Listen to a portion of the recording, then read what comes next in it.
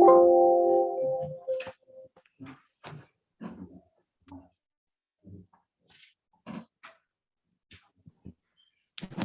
kind of order, law number 2 is in session.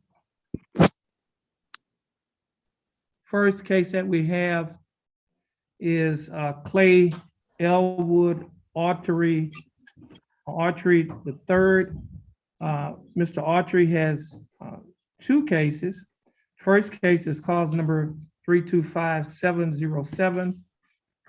The second is on the pretrial conference docket, and the next case is cause number 325790. Both cases again are styled the state of Texas versus Clay Elwood Autry the third, and we have Mr. Autry appearing via Zoom. Mr. Autry, how are you doing? Doing all right, Judge. How are you doing, sir? I'm doing fine. Thanks for asking. Mr. Autry, you're represented by your attorney, who is also appearing by Zoom, Attorney Adam Crawshaw. Attorney Adam Crawshaw, how are you doing? Doing well, Judge Holmes. Thank you. And the state, in this case, is represented by Attorney Tommy Coleman. Attorney Coleman, how are you doing? Doing good, Your Honor. Okay. Mr. Crawshaw, what is your announcement in Mr. Autry's cases? Judge, this is the third. We're ready. We need to be set on a contested motions docket and then a jury trial docket to follow. And this is the third or the fourth prosecutor assigned to this case. Yeah. And this case, as the court well knows, is despite that they're both misdemeanors, is a little bit more than complex. And just by the work that's been done by the state and the defense. And so I need to know who to talk to prior to the contested motions docket so we can confer meaningfully. Okay. Right now, Attorney Tommy Coleman, the prosecutor who is on the monitor, Yes. he's assigned to this case. Okay. So let me ask you this, Attorney Crawshaw. Before you get a date, would you like to talk to Mr. Coleman first, or? Yes, that would be helpful because we've already had one motion and one writ hearing in each case. And then we're going to have a couple other motions heard in each case. Okay. So yeah, that would probably be beneficial to everybody. Okay, so let me do this here. We're gonna reset it for 30 days. Would that be a sufficient time for you to talk to Mr. Coleman? And then, well, let me do this. Let me set it for If Mr. Coleman can tell me when to call, I can call him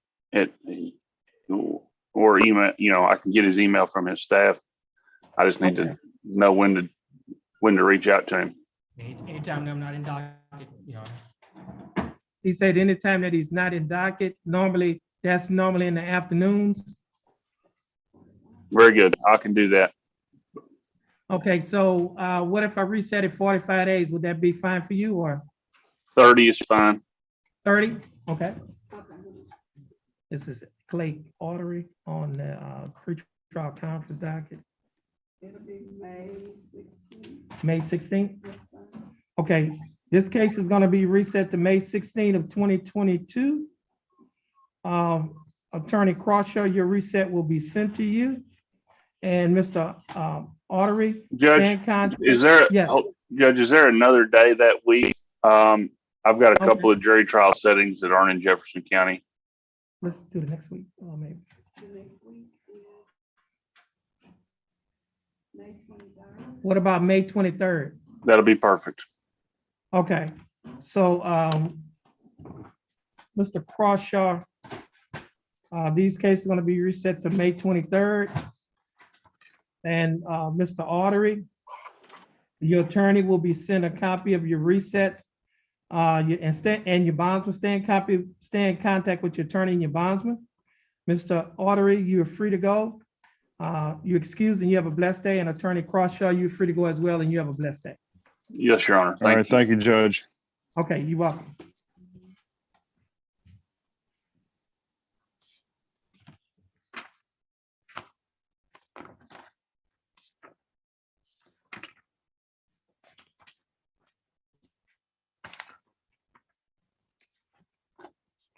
Provo.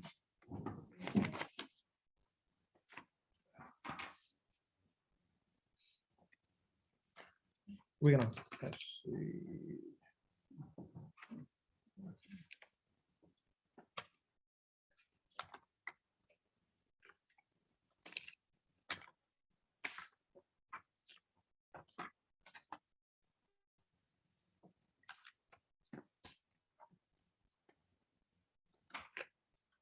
Okay, next case, Ms. Provo, your client is on a trial docket, page 2.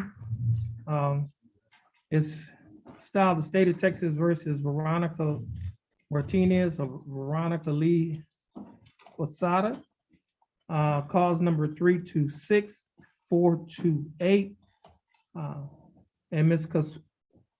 Quasada is appearing via Zoom. Ms. Quasada, how are you doing? Ms. Quasada, you can take your mic off of mute. How are you doing? She must not be able to. Ms. Quasada is represented by her attorney Marva Provo. Attorney Provo, how are you doing? And the state is represented by attorney Blake Ham. Attorney Ham, how are you doing? Doing well. Ms. Provo, what is your announcement in Ms. Quasada's or Ms. Martinez's case? Okay, we need 30 days. I think the state and I have agreed to submit our name for anger management, so Yes, Your Honor, we have agreed on a resolution of this case, but we need the defendant to be able to be here to sign the paper. Okay, so you're gonna reset it for, you say 30 days? 30 days, maybe 40 days. I can get with you. 30 days, is sufficient, Judge, in our view. Okay, give us a 30-day reset. May 16th. Okay, this case is gonna be reset to May 16th of 2022. For the defendant to sign up for anger management. Ms. Martinez, can you hear me? Like her screen froze. She's connecting to audio now.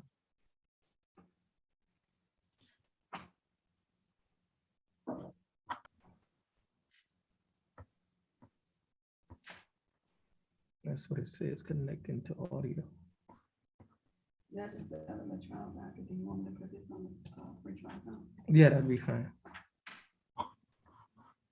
Oh, Ms.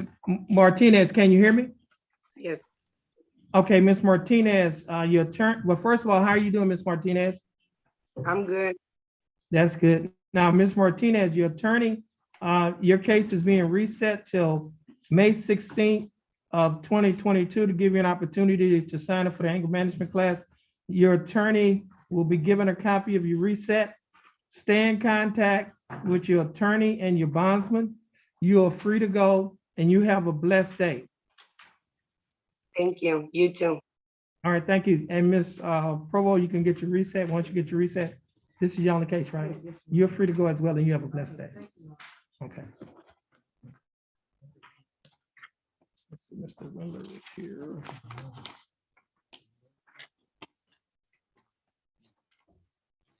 I'm gonna go to the,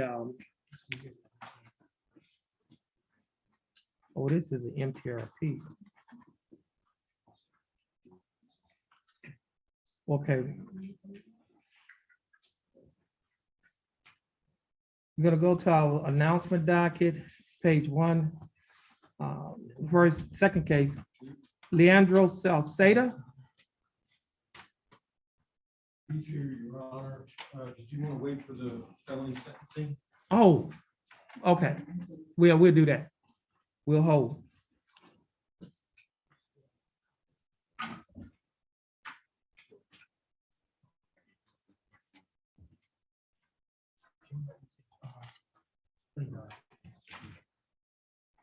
Let's see.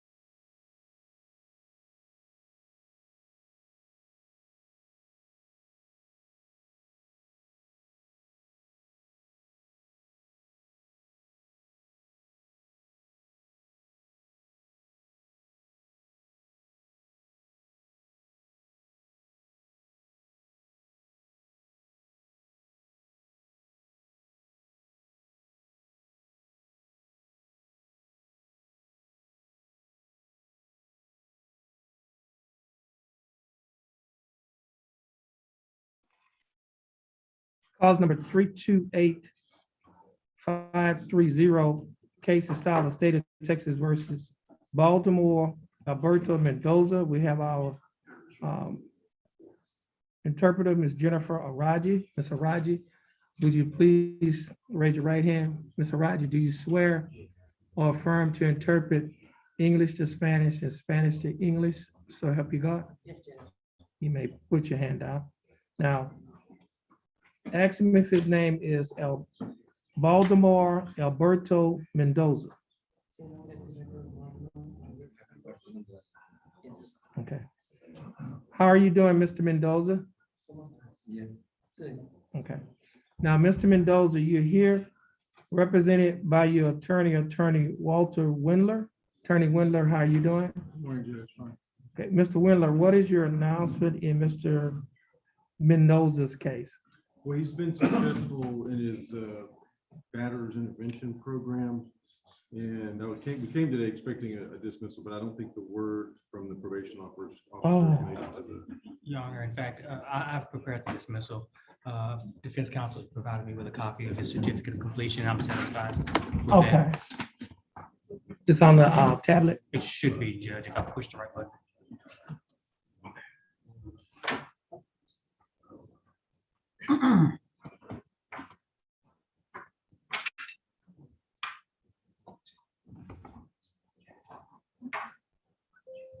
Here, there it is. In fact, Your Honor, if we could just get on the record from defense counsel that he has, in fact, in his possession, the certificate of completion for the batteries intervention prevention program. It's in the defendant's possession. I think it's a certificate of completion for the class that he's going through. Okay. Would you like a copy, Judge?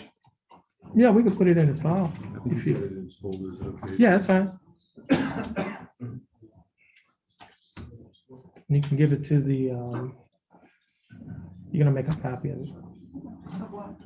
He completed his battery intervention. And the issue, Judge, is that the state did not get it in advance of today's hearing. You know, had we had it in advance of today's hearing, it would not have been an issue. We're gonna make a copy of his, certificate of completion, education certificate. Now, y'all need a copy? You don't? Okay. Yeah, we're gonna make a copy of it and we're gonna put it in this file. Oh, you gotta sign it. I didn't sign it. You signed it, but you didn't date I it. didn't date it. Thank you, Judge.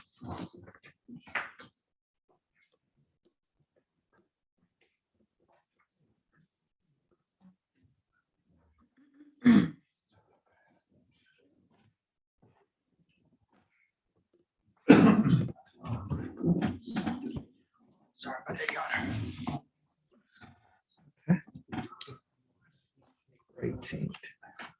Oops, let me put your board number. Sir, Your board number on the, it's just, I'll get this right.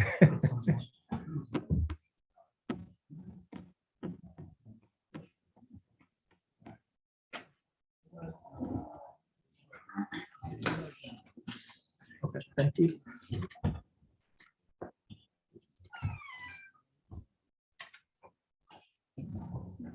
What's the 18th?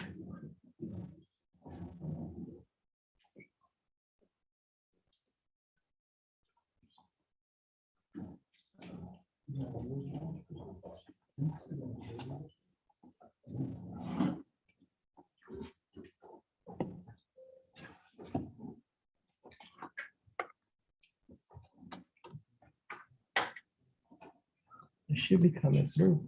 Yeah. Oh, there it is.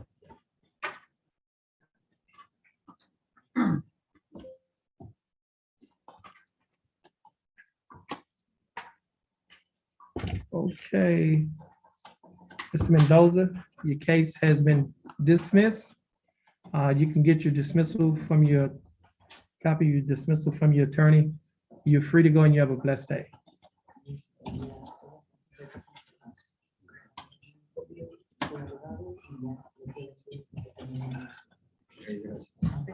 Thank you. And you're welcome. You're free to go as well, Mr. Wendell. He has the dismissal right there. Yes, you excuse Mr. Rogers.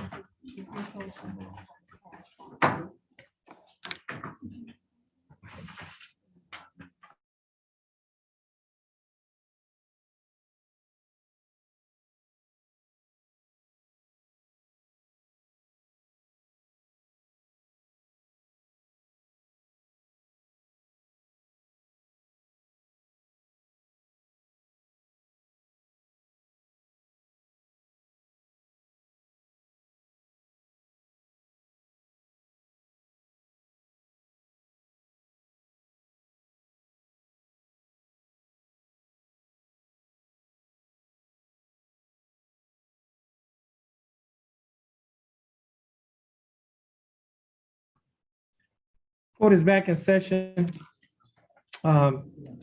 in 4 cases. Court is in session. Court is in session in 4 cases. It's Timothy Joseph Haynes, was appearing via Zoom. Case, where did he go? Uh-oh, must have logged off. Okay, we'll have to come back to him. I think he was on there a minute ago and just logged off. Judge, Yes, we have an agreed motion on file, he and I. Your Honor, that's not entirely true. okay, I did not visit with Ms. Friday about this, this motion, her motion to withdraw.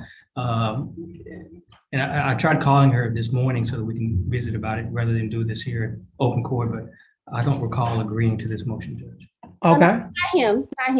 Mhm. Me and the client, me and Mr. Haynes, me and Mr. okay, Mr. Haynes. I wasn't talking about the state, but I did, I returned the state's call this morning. Here he is, Mr. Haynes. Okay. Okay, court is in session in 4 cases. First case is cause number 322-826. Second case is cause number 323-924. Third case is cause number 325-164. And the fourth case is cause number 325-166. All 4 cases are styled the state of Texas versus Timothy Joseph Haynes.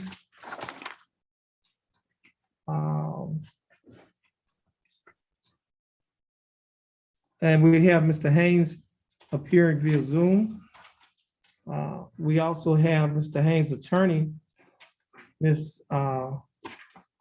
LaKayla Friday is also appearing via Zoom. Now, first of all, Ms. Friday, how are you doing? I'm okay, how are you doing? I'm doing fine. And Mr. Haynes, how are you doing? Your mic must be on mute. I couldn't hear you. You're still on mute.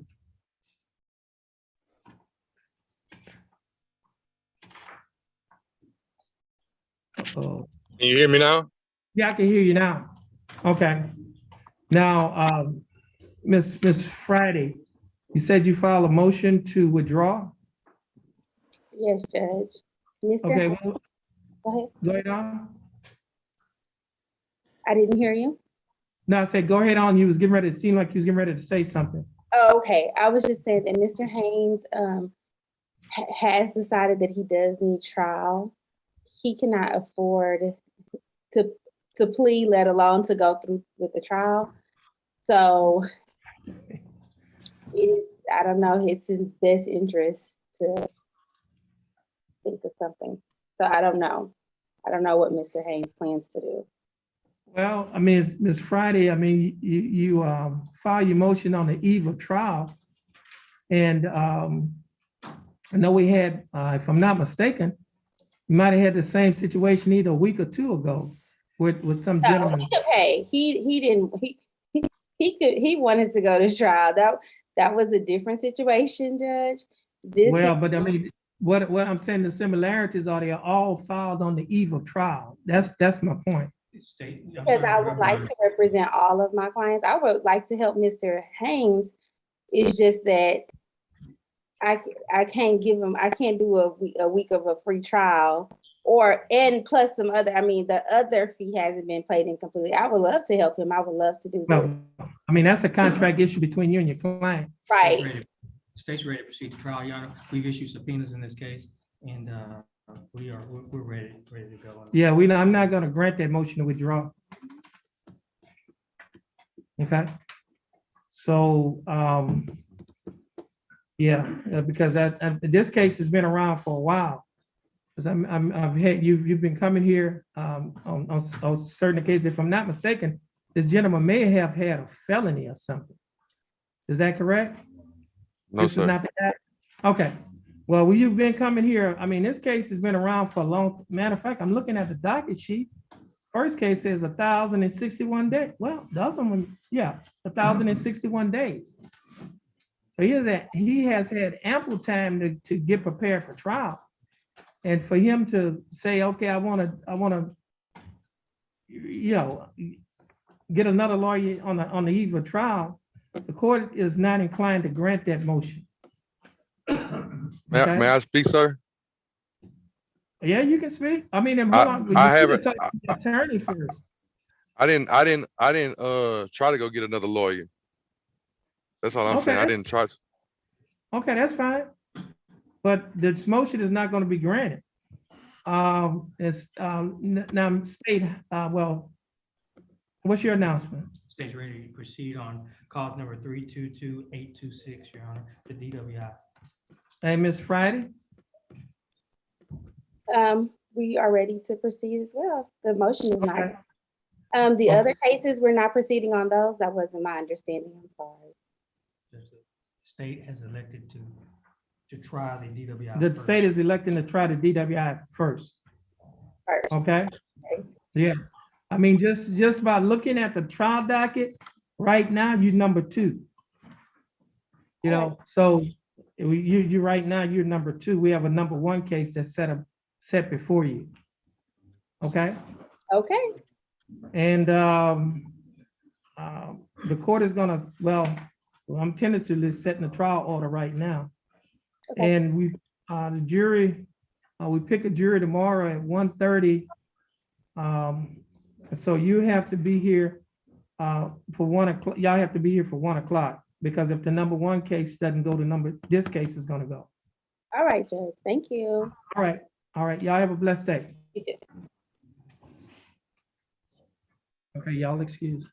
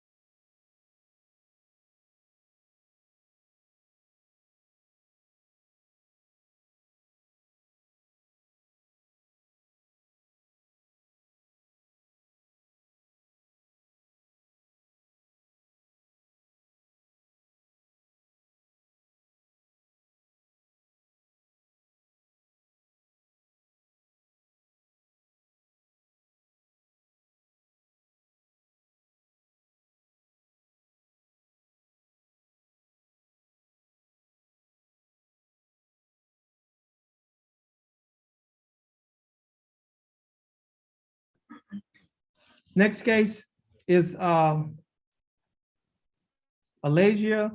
Nushay Compton, cause number 330276.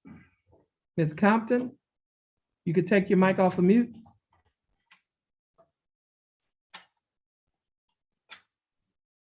Ms. Compton, you could take your mic off of mute.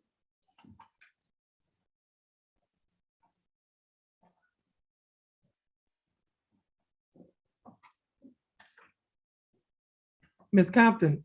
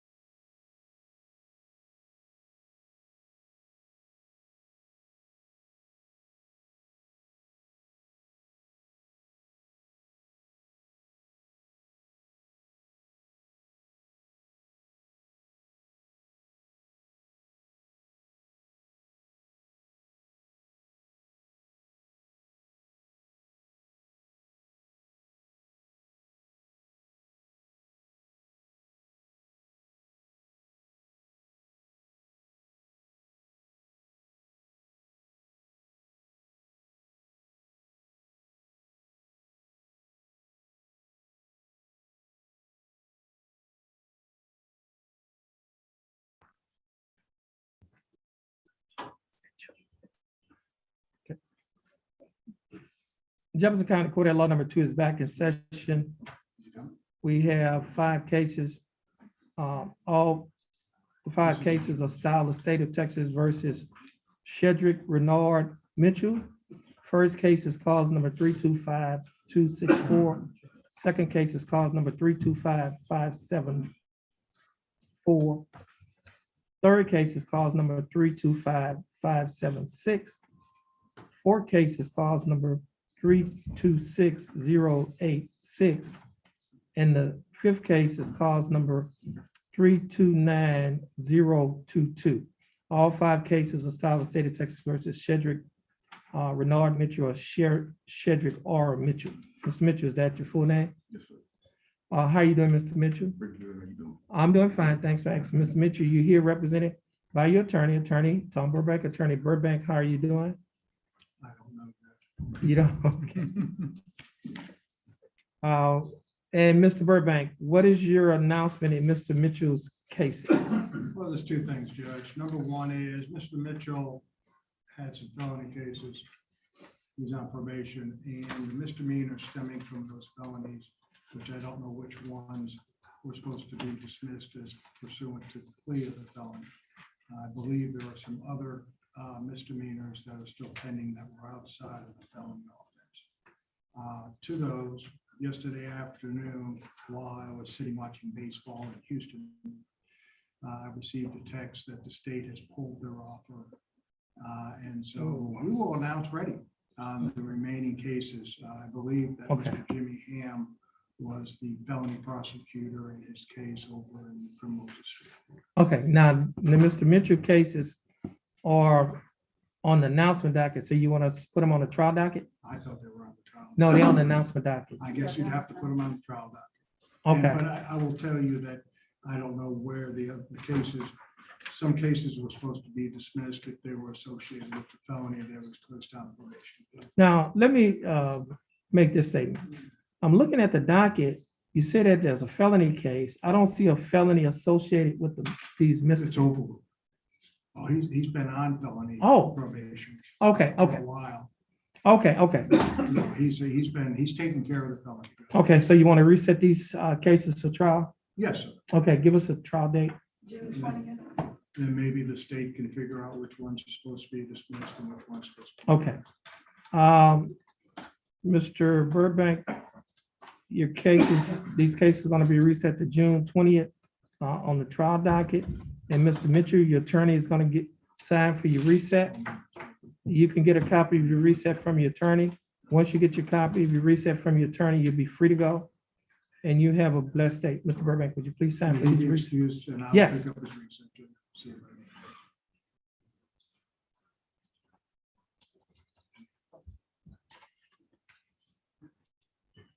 Okay. And we're gonna go to the trial docket. The next case on the trial docket, Mr. Burbank's case. And his client's name is Shamika Shanette Parker, who is appearing via Zoom. Ms. Parker, how are you doing? I'm all right. How are you? I'm doing fine. Thanks for asking. Ms. Parker, you're represented by your attorney, Mr. Tom Burbank.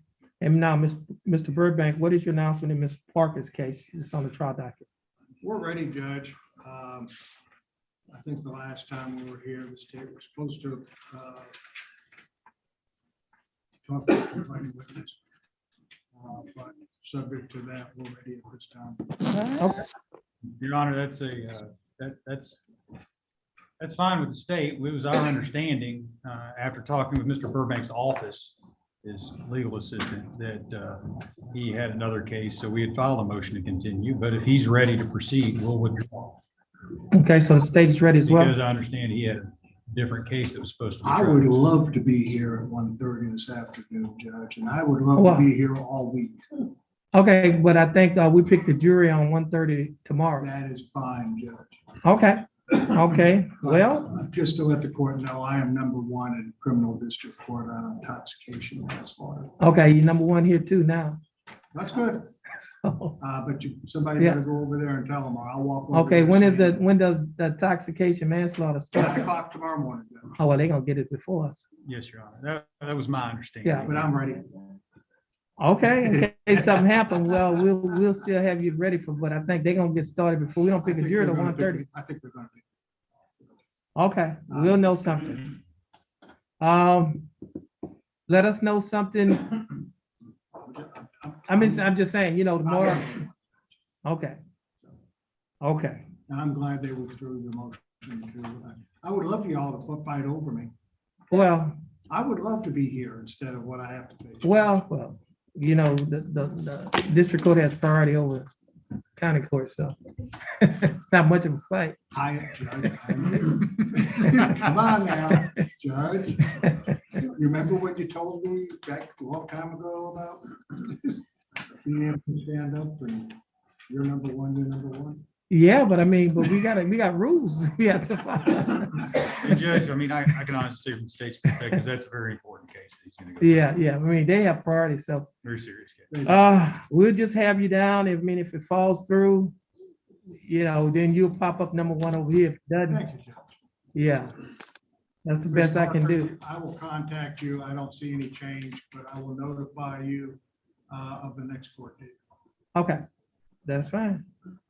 Miss Parker, stay in contact with your attorney. You're free to go and you have a blessed day. Thank you, you too. All right. And is this your last case? Oh, he's two. I have 2 more.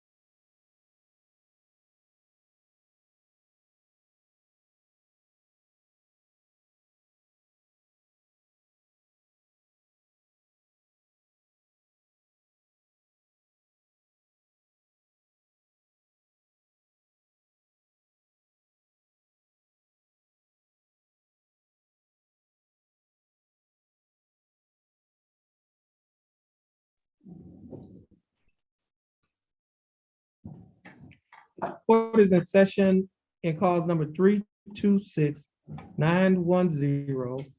Case is filed, State of Texas versus Robert Hugh Williams. Mr. Williams, is that your full name? My name is Cal. Oh, excuse me, Calvin Hugh Williams. Okay, Mr. Williams, is that your full name? Yes, sir. How are you doing, Mr. Williams? I'm doing fine, thanks for asking. Mr. Williams, you're here represented by your attorney, Mr. Tom Burbank. Attorney Tom Burbank, how are you doing? Same response. I'm not sure. And what's your announcement in Mr. Williams' case? Same as the previous judge, we're ready, subject to all the other things we discussed. State? State's ready, Your Honor. Okay. We'll just put you down, but we got you so far down the list on this one. I doubt if we ever get to it. Yeah, we might as well. I'm gonna go ahead on and reset this one. We're gonna reset this one. He's so far down the list. Thank you. Yeah, get your reset, and once you get your reset from your attorney, Mr. Williams, you'll be free to go. You have a blessed day. No response from who said. State would ask that his name be called, courthouse door, Your Honor.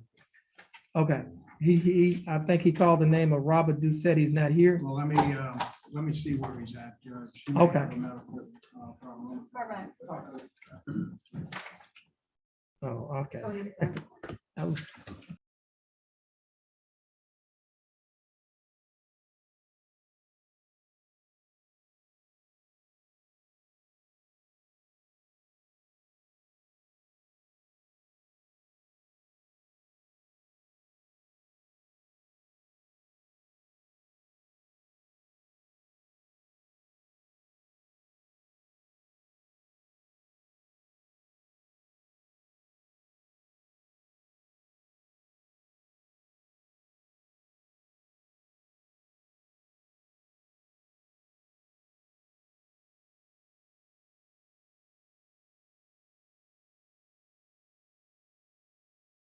Go back.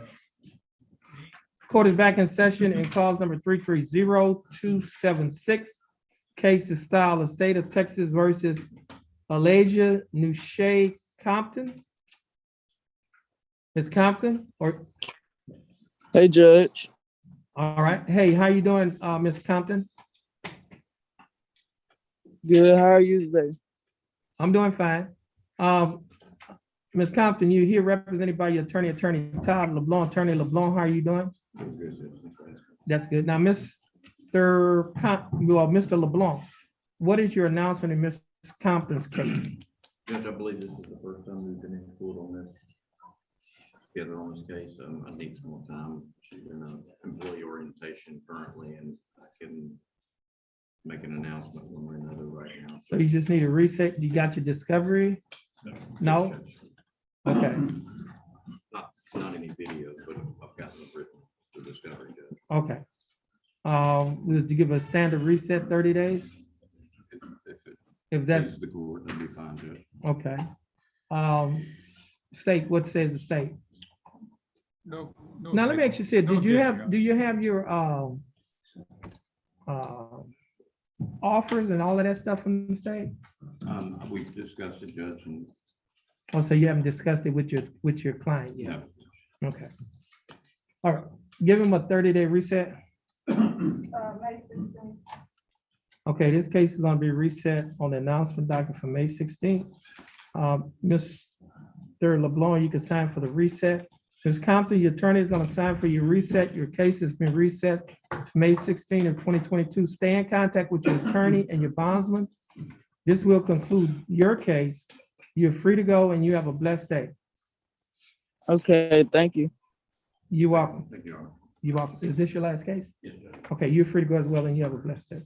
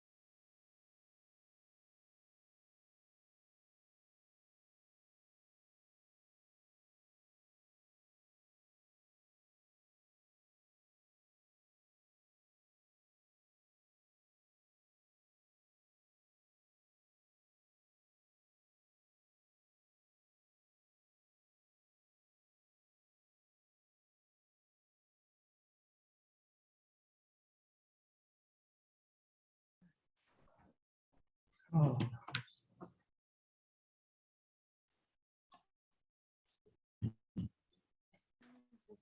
Good morning, how you doing? See who the prosecutor is. Who's it?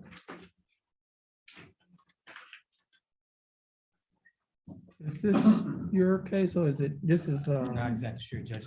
Which document is it on? it's on a trial docket of Kathleen Mobley, I don't. let me just- CC2C. it's a C, and it's not- Is yours if it's a C? if it's a C, it's- Okay.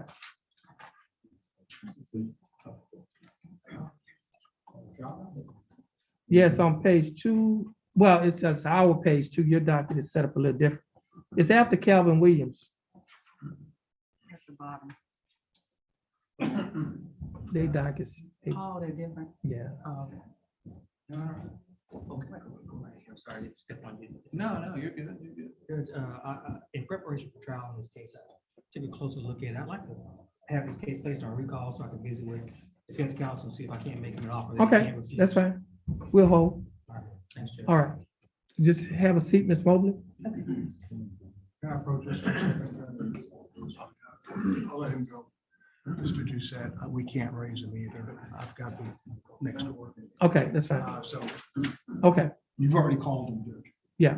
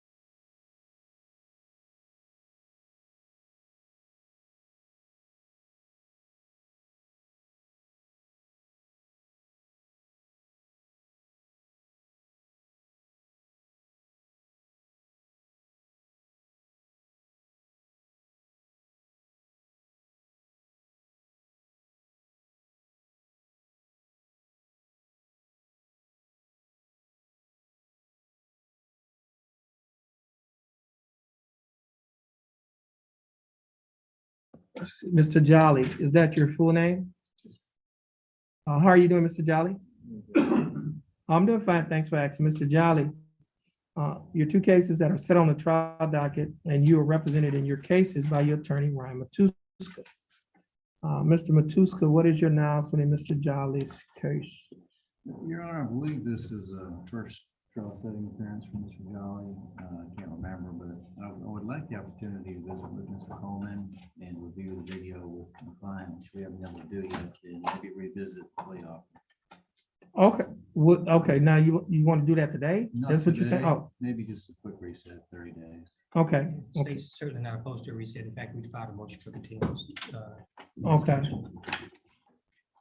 That's on, If maybe if we can. oh, Jolly?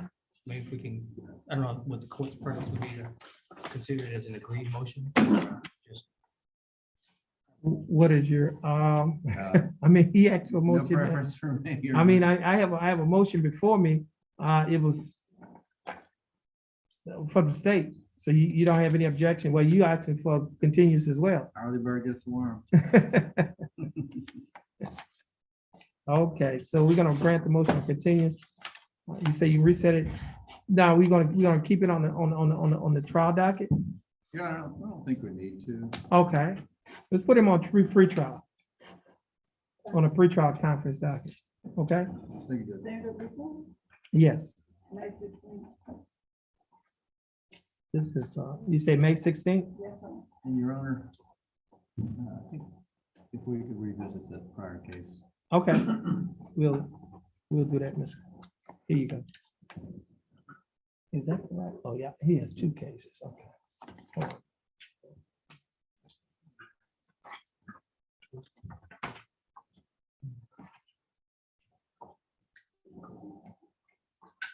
Did I write the right date on it? April 18th, did I write the right date on the motion I sent? Okay, let me change it. I thought about it after. I put the date that is reset to.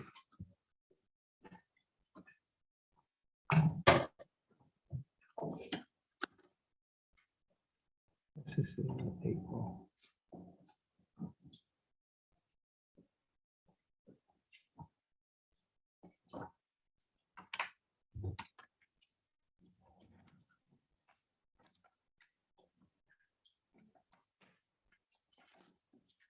There you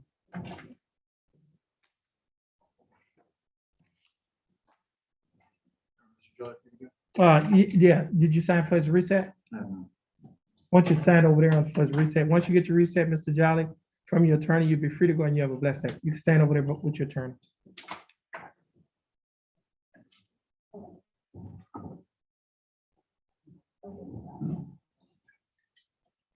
Hold on a minute.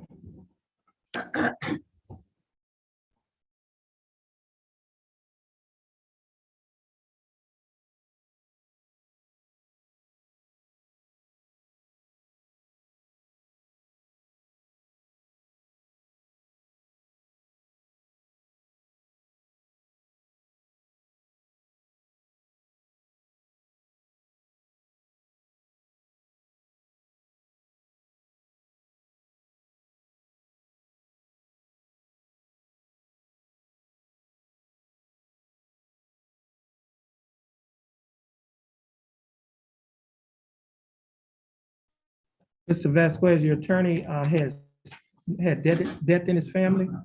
And so your case is going to be reset. Stand over there on the 4X where that gentleman is standing. Get your reset and you'll be free to go. Okay.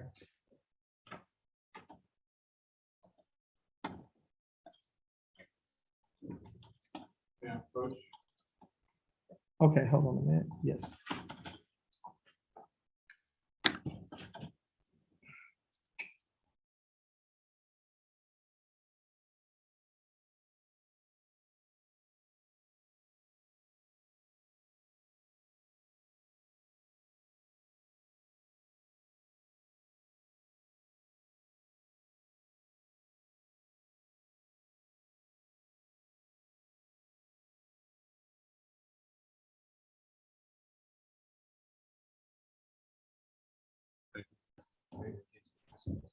Jason Fontenot.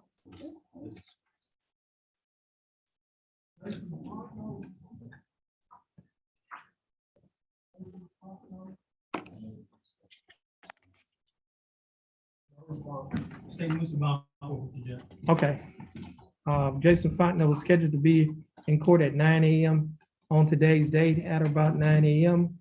On today's date of April 18, 2022, the bondsman, the bailiff called the name of Jason Fontenot at the courthouse door. He did not answer. He has not appeared in court since the court's been in session. A reasonable time has passed for Mr. Fontenot to be here. The time now is 10:12 a.m. on today's date. And so the state moved to forfeit the bond of Mr. Jason Fontenot. That motion will be granted. Bond shall be forfeited and warrant shall be issued for the arrest of Jason Fontenot and cause numbers 328053 and cause number 330391. Okay, and Mr. Doyle, you're free to go. Thanks, Judge.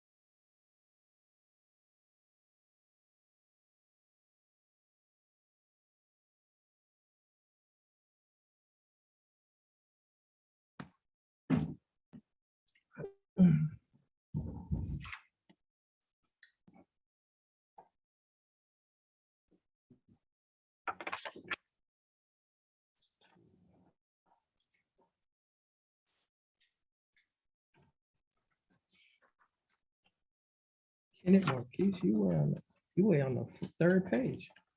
Oh, is he? Okay. Yeah. I was looking for, I thought it was the second page, but then when I looked again, it's the third page.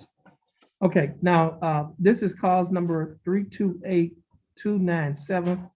Case is styled the state of Texas versus Kenneth Lee Marquise. Marquis, however you How, want. well, how do you pronounce it? Marquis or Marquis. Marquess? Yes, sir. Marquess, okay. How are you doing, Mr. Marquess? Good, thank you. That's good. Mr. Marquess, you're here represented by your attorney, Attorney Kevin Lane. Attorney Lane, how are you doing? I'm fine, Your Honor. Thank Mr. Lane, what is your announcement in Mr. Marquess' case? you. We're ready in that case. State? State's ready for trial. Judge. Okay, now, let me do this here. Like you so far down, I don't anticipate us getting to you because it's on the third page. And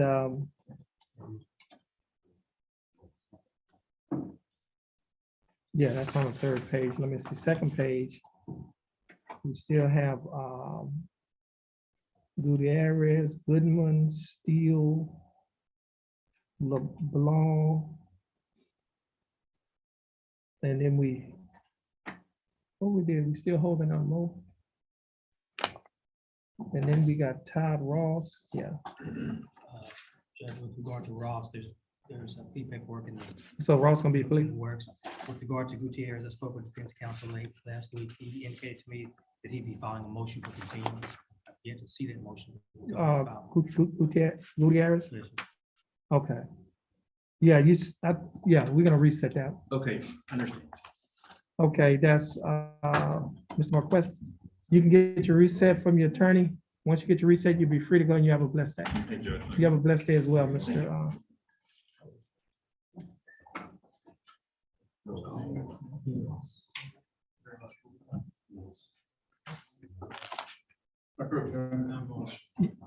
Yeah, hold on a minute. You gotta get some prosecutors, both of them occupied right now. Oh, you spoke to Ham? Yes, sir. Matter of fact, while they doing that,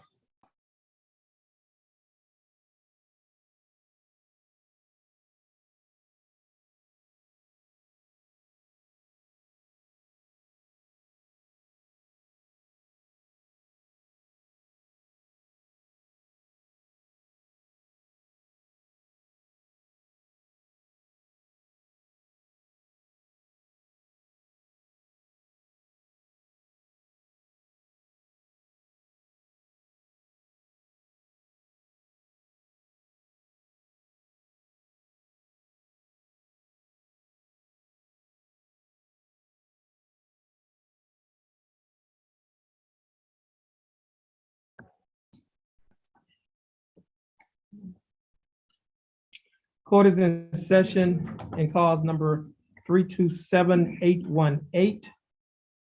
Case is styled the state of Texas versus Jacoby O'Neill Moore. Mr. Moore, is that your full name? Yes, sir.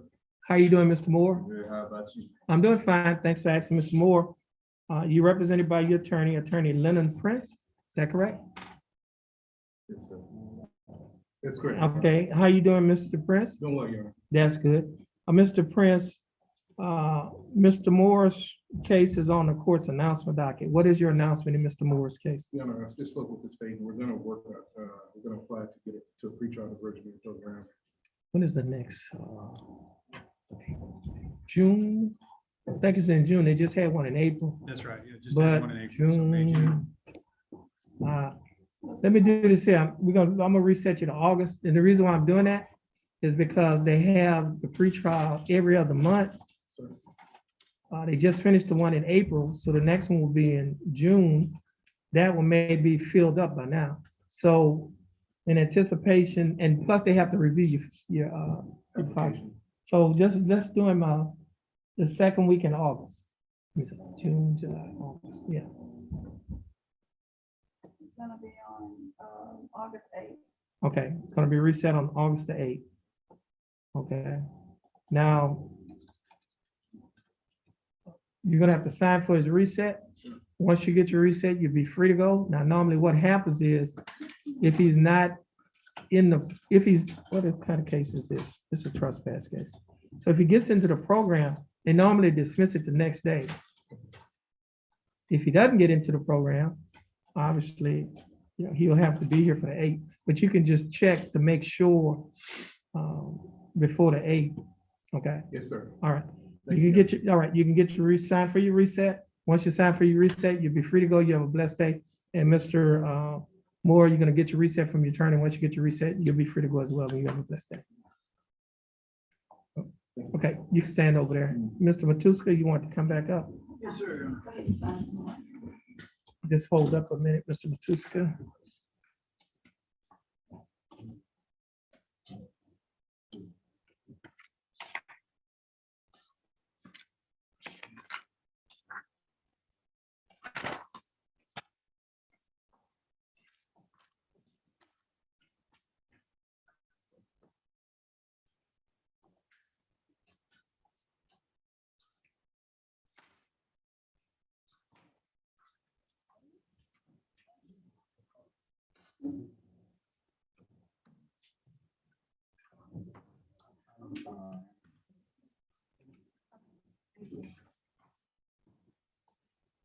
Kathleen Mobley.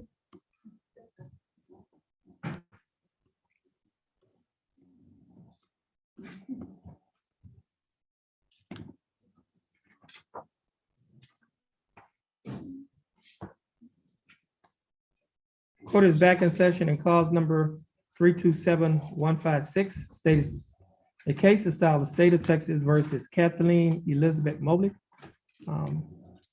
And the state and the defense had an opportunity to confer. Yes, sir, Your Honor, thank you. And Mr. Coleman has extended us an offer that I think is gonna resolve the case, because we could just have a couple of weeks for me and my client. Okay, we're gonna do like the same, put it on like a pretrial. Yes, sir. Okay. Couple of weeks. Yes, what was that date? Or standard, whatever's there. I think he had one, May 16th. it was May 16th, okay. Okay, Ms. Mobley, your case is going to be reset to May 16th of 2022. Your attorney's gonna sign for your reset. Once you get your reset from your attorney, you'll be free to go and you have a blessed day. Mr. Matuska, you can sign for your reset. I think, Mr. Matuska, these are the only two cases? Yes, sir. Okay, you're free to go as well and you have a blessed day.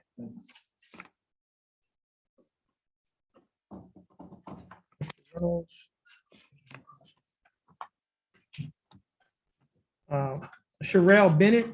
She's present, Judge. Sherelle Bennett.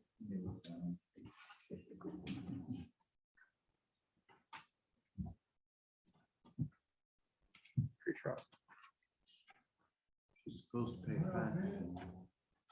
She's gonna ask for some more time. I I have a note here, it was final reset.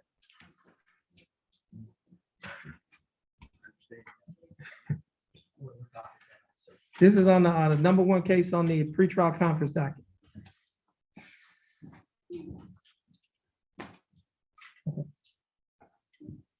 This is cause number 324096. Case is style of State of Texas versus Sherelle L. Bennett or Sherelle Lee Bennett. How you doing, Ms. Bennett? I'm okay. That's good. Ms. Bennett, you're represented by your attorney Nathan Reynolds. Attorney Reynolds, how are you doing? Doing well, Judge. That's good. Now, Mr. Reynolds, I have a note here, and it states that it's the final reset, and that was dated March 11th of 2022. Okay, so what's your announcement? She was to pay a fine, Judge. She indicates to me still does not have the funds. So she would ask for one more final reset. The state would be opposed to an additional reset. There was an alternative offer made by the previous prosecutor on this case in lieu of the defendant's inability to pay the fine. And based on. So you withdrawing your offer? No, Judge, there was a fine offer and then there was an alternative offer made in the event that she could not pay the fine. And that's according to the notes that were in our system, Judge. So it's the state's position that we're opposed to any further resets. Okay. And there was an alternative offer made in the event that she could not pay the fine. Okay, do you want to talk to your client about that, Mr. Reynolds? The alternative? If we put that on the recall, Judge. Okay, well, I'll just put it on hold. All right. All right.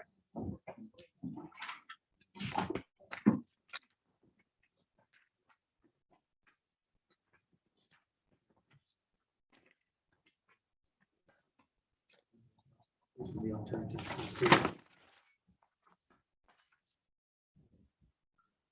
Timothy Garcia. But Judge, I did have one. Oh, you had another one? Where you want?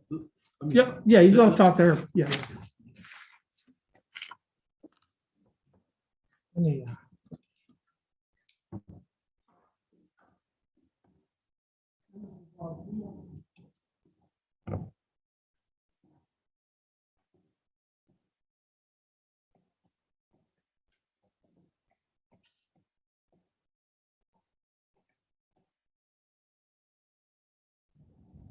Okay.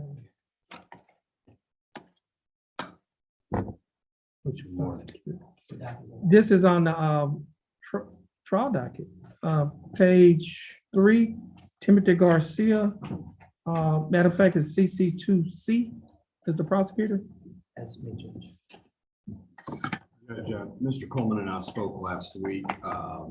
We believe this will be resolved without the need for a trial. He just needs to verify that he's not going to be able to put on a certain witness that I've told him that I don't think will be available. I filed a motion for continuance last week. So it's an agreed motion for continuance because I think he needs more time to look at the file. And if we are going to go to trial, I've got a witness I need to put on. So if the court would give us a 1-month reset and put us back on the trial docket, I believe we'll have this resolved when we come back next. That's correct, Judge. It is an agreed continuance. Mr. Crenshaw pointed out what he believes to be a flaw in the state's case, and I'm happy to take a look at that. Okay. Okay. Let me, I'm signing this motion for, this agreed motion for continuance. Thank you, Judge. Okay, you're welcome.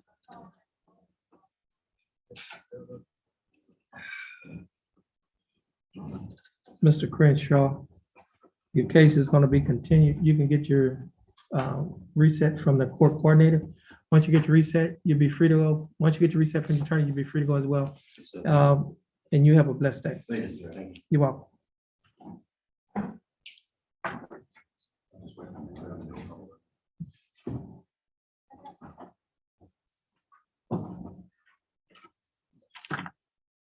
Okay, we need Mr. Jenkins.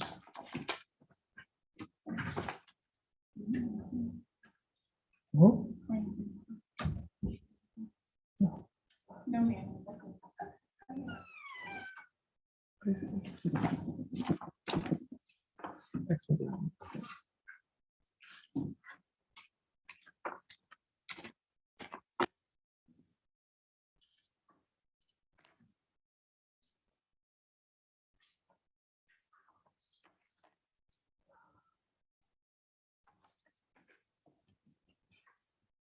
Ashley Janine Jenkins.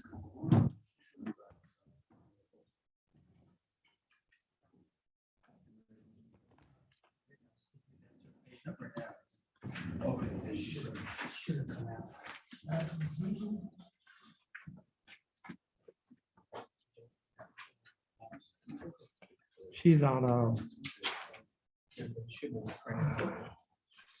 she's on a trial. Let's see, let me see. So I called it before looking at the time.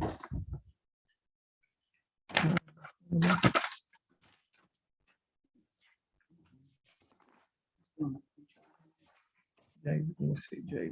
Yeah, she's on the pretrial. Okay, I see it. Thanks. And Your Honor, I have the discovery certification. The printout's probably there on the discovery. Okay. On the printer. Is that it? Might be the other one. There we go. Thank you. Am I your own? Yeah.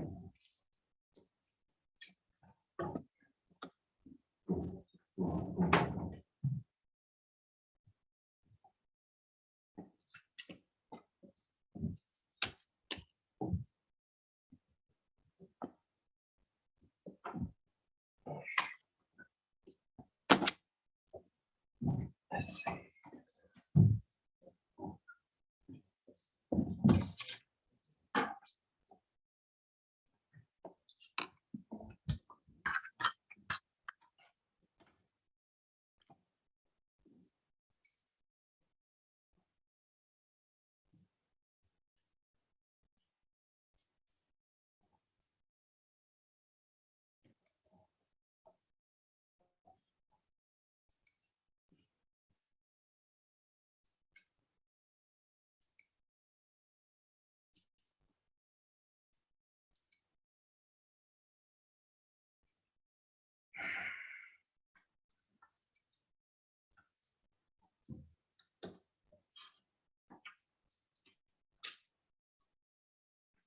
Okay.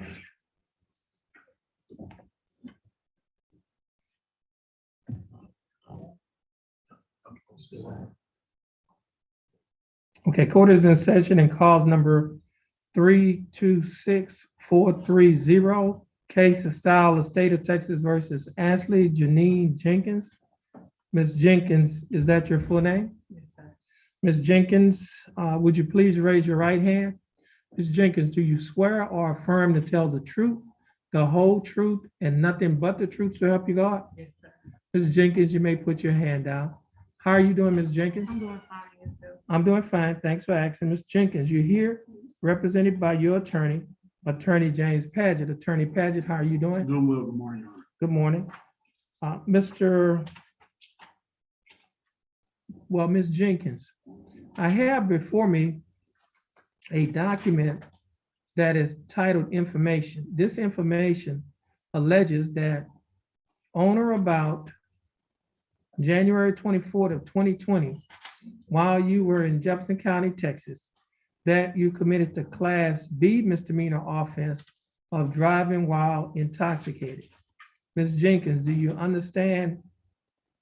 Well, and Ms. Jenkins, this information alleges that on January 24th of 2020, while you were operating a motor vehicle in a public place in Jefferson County, Texas, that you committed the Class B misdemeanor offense of driving while intoxicated. Ms. Jenkins, do you understand what you've been charged with? And to discharge Ms. Jenkins, how do you plead? Guilty, not guilty, or no contest? Guilty? Now, Ms. Jenkins, are you pleading guilty freely and voluntarily? Yes, sir. And are you pleading guilty because you are guilty? Yes, sir. Ms. Jenkins, I also have before me a document that is titled Misdemeanor Plea Admonishments. This document is also labeled as State's Exhibit Number 1. On page 2 of this document, there are a set of initials, AJ, that are on a line next to a box that's checked guilty. Ms. Jenkins, are these your initials? Yes, sir. On page 3 of this same document, Ms. Jenkins, there's a signature above the line that is titled Defendant. Is that your signature? Yes, sir. On the next document, which is titled Trial Court Certification of Defendant's Right of Appeal, there's a signature at the bottom of this document that's titled Defendants. Is that your signature also? Yes, sir. At the top of this document, there is one box that's checked. The box that's checked states that this is a plea bargain case and you have no right of appeal. Do you understand that? Yes, sir. Ms. Jenkins, I also have before me a document that is titled Discovery Certification. At the bottom of this document, above the line that's titled Defendant, there's a signature. Now, Ms. Jenkins, do you recognize this document? Yes, sir. And is this your signature above the line that's titled Defendant? Ms. Jenkins, before you signed and initialed all of these documents that I've just mentioned, did your attorney go over these documents with you? Yes, sir. And did you read and understand everything in these documents? Yes, sir. And is everything in these documents true and correct to the best of your knowledge? Yes, sir.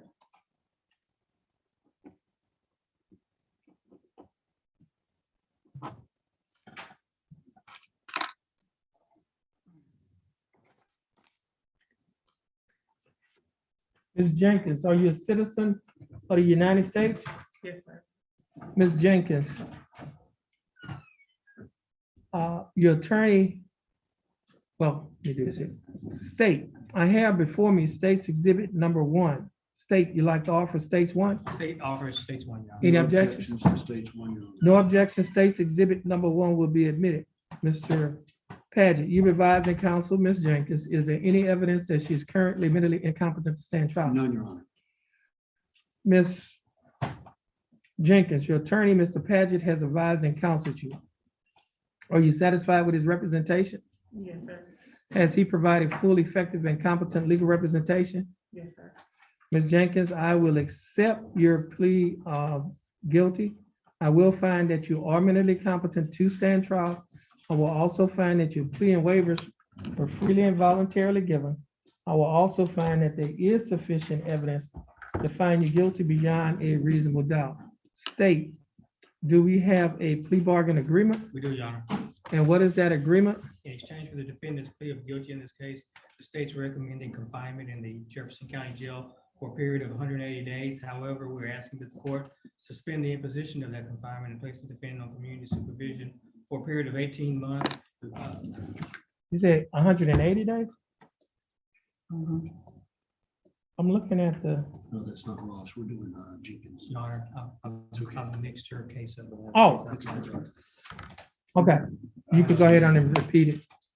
Yeah, Mr. Paget had another case on this docket. Yeah, we've been dealing with like 3 or 4 cases. Your Okay. Honor. His defense has I've hammered him all morning long. It's actually Your Honor, Jenkins. if I can have just. It'll be on trial, on your trial. Or your, actually, it's on your pretrial conference. There you go. I think I've got my act together. With regard to Ms. Jenkins, in her case, the state is recommending 90 days confinement in the Jefferson County Jail.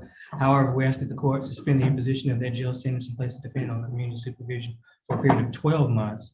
Order that she pay a $750 fine, order that she perform 60 hours of community service restitution, and any and all additional standard conditions of probation. That is our understanding.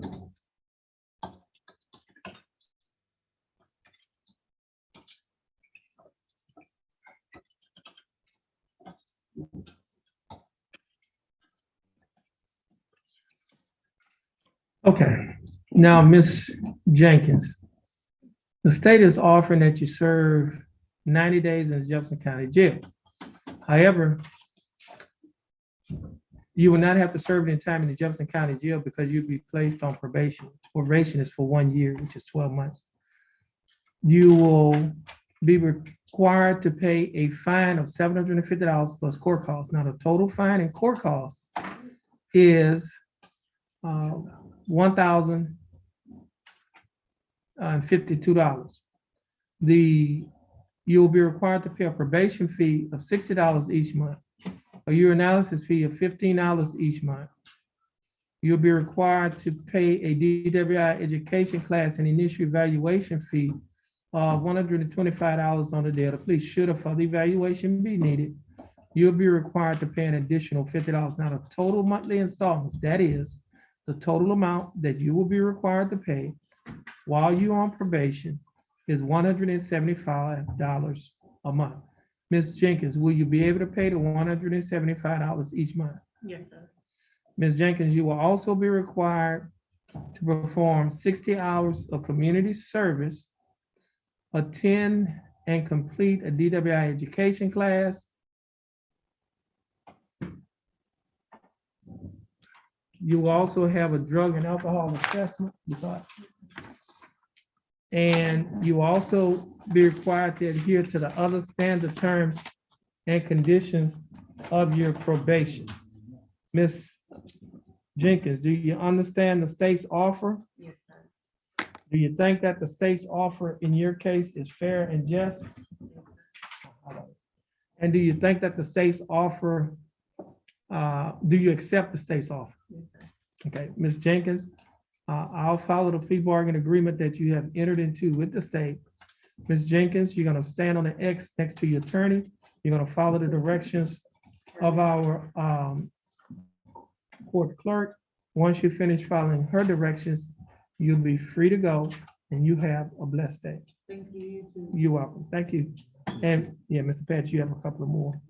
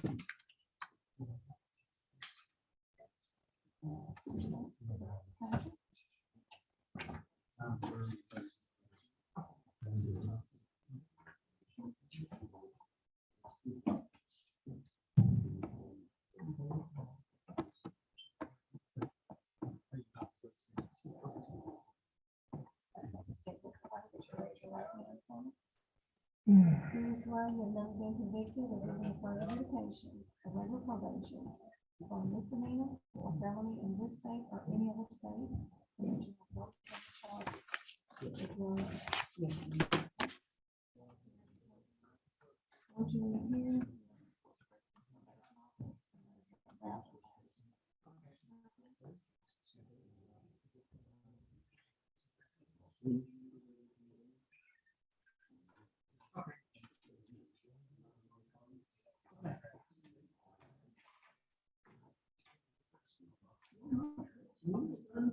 Todd Ross, please get Todd Ross. That's Mr. Pettis' client.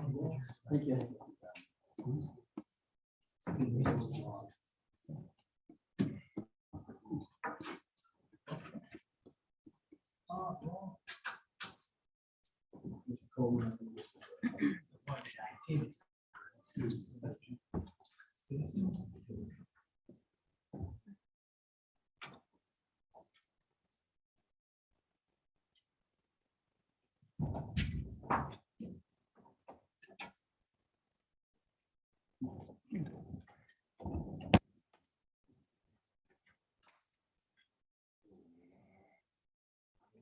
The court is in session in two cases. First case is cause number 328-033. Second case is cause number 328-035. Both cases are styled the state of Texas versus Todd Ray Ross. Mr. Ross, is that your full name? Mr. Ross, would you please raise your right hand? Mr. Ross, do you swear or affirm to tell the truth, the whole truth, and nothing but the truth to help you God? Mr. Ross, you may put your hand down. How are you doing, Mr. Ross? Good, how are you? I'm doing fine. Thanks for asking. Mr. Ross, I have before me in cause number 328033 an information that has been filed by the Jefferson County District Attorney's Office. And this information alleges that on or about August 23rd of 2020, while you were in Jefferson County, Texas, operating a motor vehicle in a public place, that you committed the Class A misdemeanor offense of driving while intoxicated. Second, this information further alleges that you, Todd Ray Ross, on August 27th, that 1992, Yes, sir, 1992. in County Court at Law number 3 of Jefferson County, Texas, in cause number 164275, that you committed the Class A misdemeanor offense of driving while intoxicated. Second, now, Mr. Ross, to the last paragraph that I read that said on August 27 of 1992 that you committed the offense of DWI in County Court at Law number 3 of Jefferson County, Texas, in cause number 164275. To that enhancement paragraph, is that true or not true? It's true. Now, are you pleading true freely and voluntarily? Yes. And are you pleading true because it is true? Yes, sir. Now, Mr. Ross, I also have before me, let's do this here.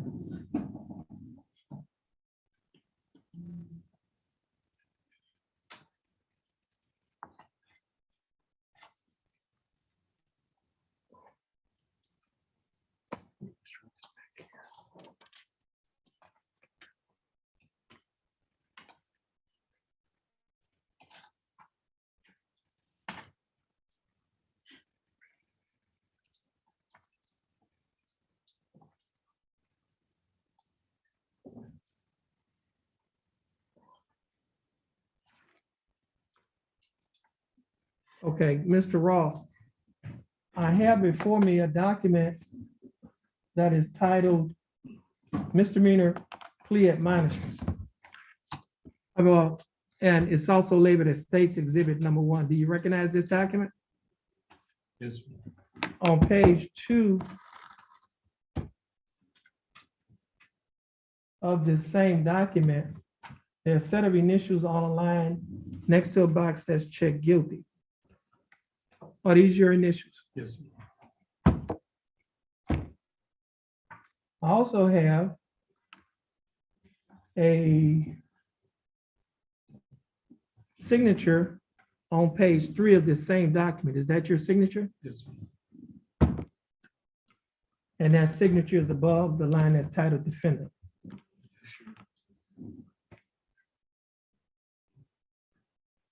I also have before me a document that is titled Trial Court Certification of Defendant's Right of Appeal.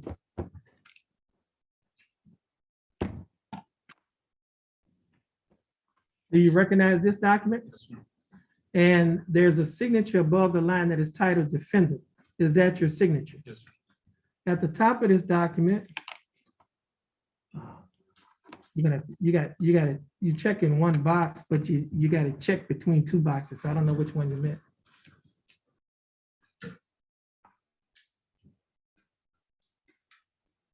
Okay, I gotta explain to you, this is a plea bargaining case and you have no right to appeal. So agree to that? Yes, sir.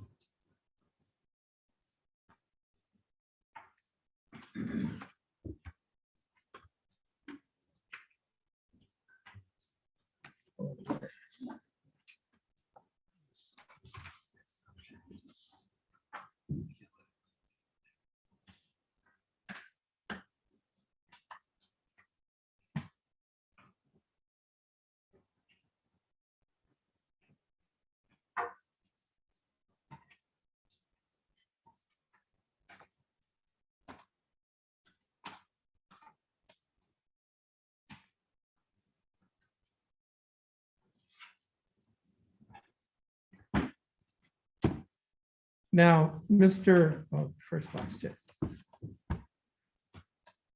Mr. Ross, on this document, which is titled Trial Court Certification of Defendant's Right of Appeal, there's one box that's checked. The box that's checked states that this is a plea bargain case and you have no right of appeal. Do you understand that? Yes, sir. Also have before me a document that is titled Discovery Certification. And Mr. Ross, do you recognize this document? Yes, sir. And is this your signature on the line that's titled Defendant? Yes, sir. Now, Mr. Ross, before you signed and initialed all of these documents, did your attorney go over these documents with you? Yes, sir. And did you read and understand everything in these documents? Yes, And is everything in these documents true and correct yes, sir. to the best of your knowledge? Yes, sir. Mr. Ross, are you a citizen of the United States? Yes, sir.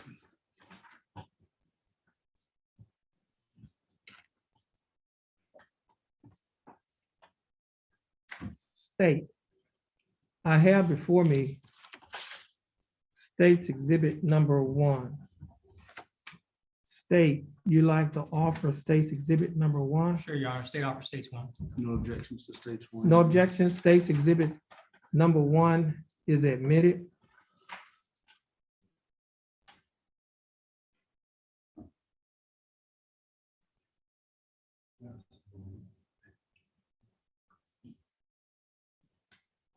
And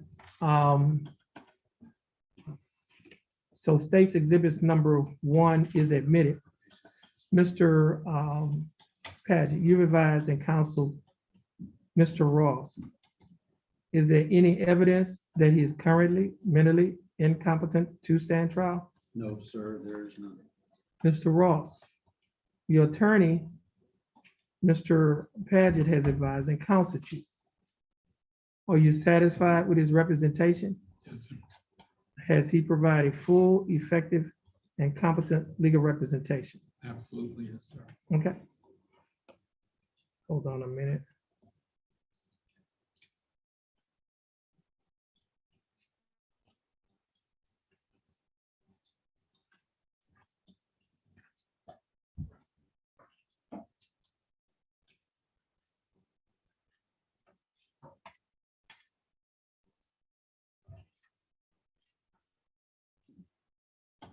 Okay.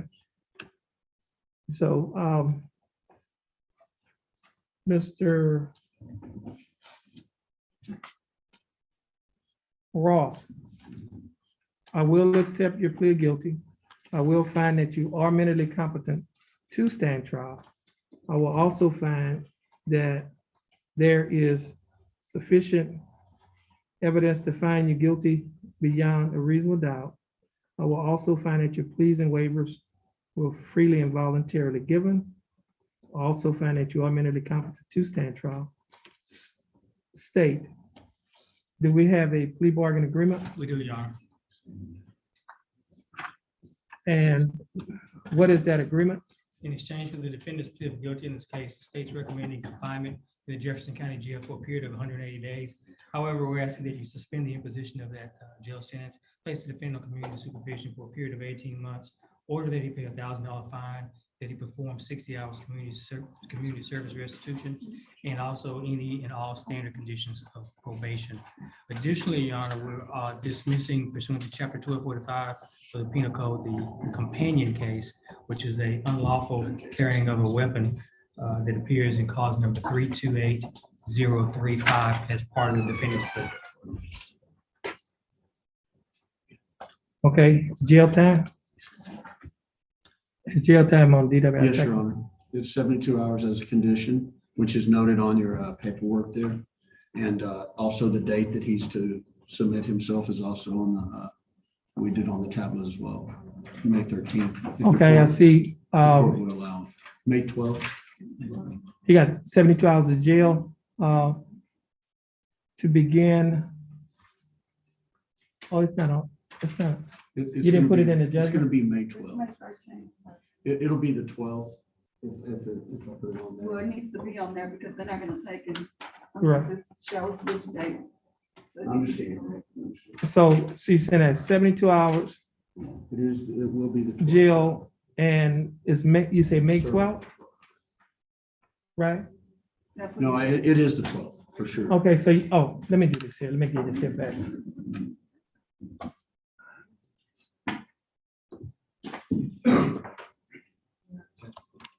Y'all need to.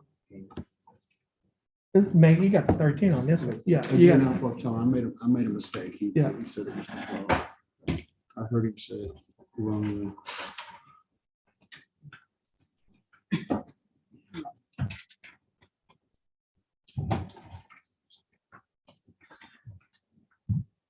I'm gonna go ahead and I change that to the 12th and I'm going to initial it, okay? Is that okay with you, Mr. Paul? No objections.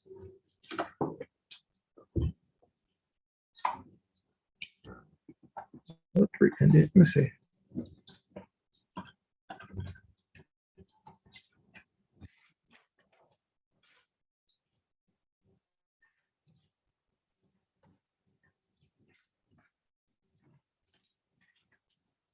He already has the interlock installed.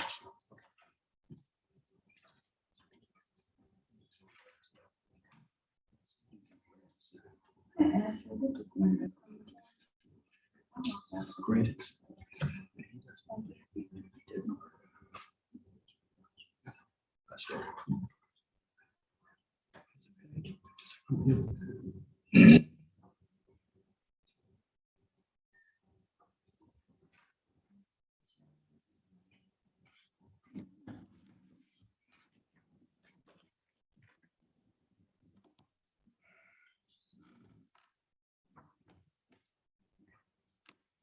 Making corrections. Okay, I'm gonna give her a minute to make the corrections.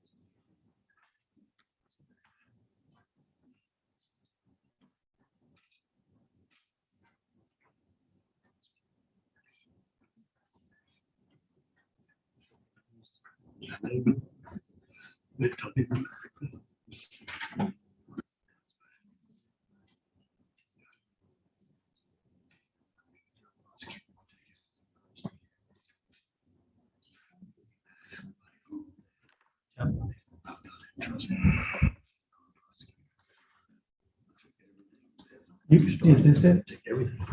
Okay.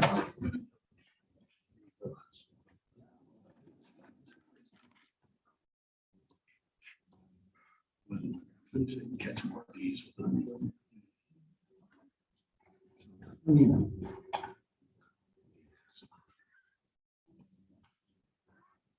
You need to please communicate.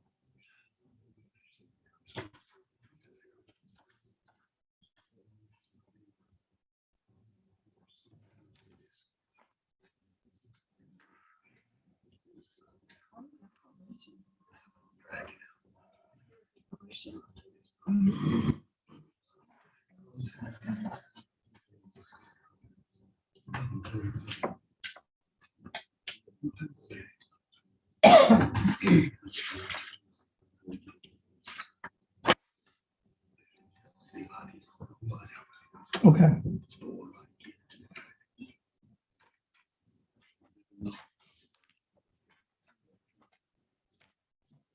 Okay, Mr. Coleman, could you please repeat the state's offer in this case? Yes, Your Honor. 180 days jail, asking that the court probate that for 18 months or a $1,000 fine, 60 hours of community supervision, 60 hours of community service restitution, along with the standard conditions of probation. And I believe that because of the fact that the DWI second 72 hours. That is correct. Jail is required. We're also dismissing the companion case pursuant to chapter 1245, which happens to be an unlawful carrying of a weapon. We certainly agree to that.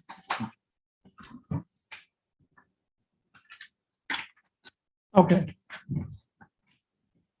Mr. Ross. In cause number 328033, the state is offering that you serve 180 days in the Jefferson County Jail. However, this 180 days will be probated for a period of 18 months. During the 18-month probationary period, you'll be required to pay a fine of $1,000 plus court costs of $422, which comes to a total of $1,422. You'll also be required to pay a probation fee of $60 each month, a urinalysis fee of $15 each month.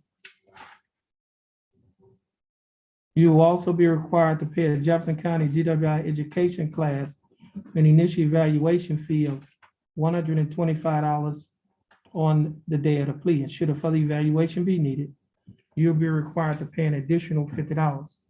The total monthly installments, that is the total amount that you'll be required to pay each month while you're on probation, is $160. Mr. Ross, will you be able to pay the $160 each Yes, month? sir. You will also be required to perform 60 hours of community service. You will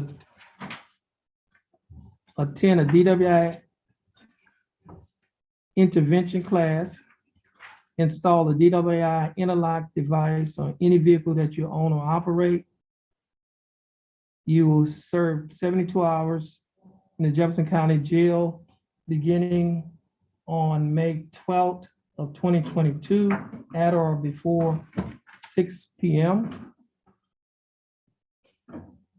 You will also have a DWI, attending completed DWI education class and have an alcohol assessment. The state will dismiss cause number 328033 035, and you will also be required to adhere to the other standard terms and conditions of your probation. Mr. Ross, do you understand the state's offer? Yes, sir. And do you think that the state's offer in your case is fair and just? Yes, sir. And do you accept the state's offer? I do accept. Okay, Mr. Ross, I will follow the plea bargain agreement that you have entered into with the state. Mr. Ross, this will,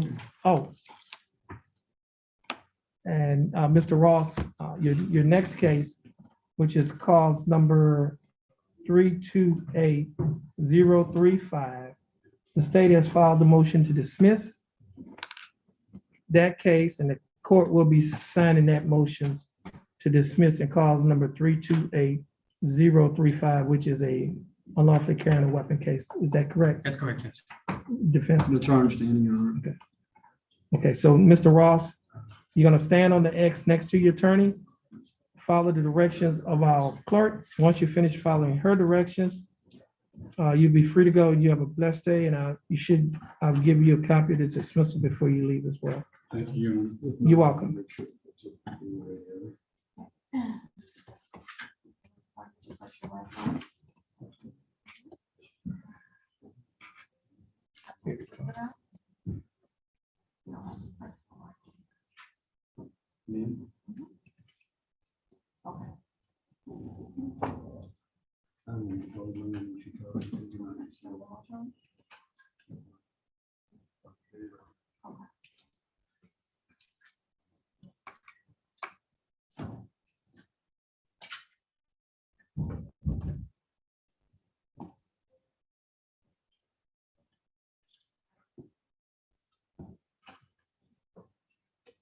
Should be getting ready to come out. Okay.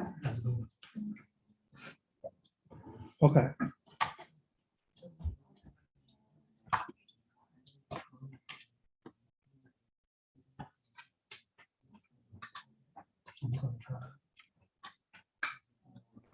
Raise your right hand. You swear that the state of Texas agrees with further education, a regular probation for misdemeanor or felony in this state or any other state.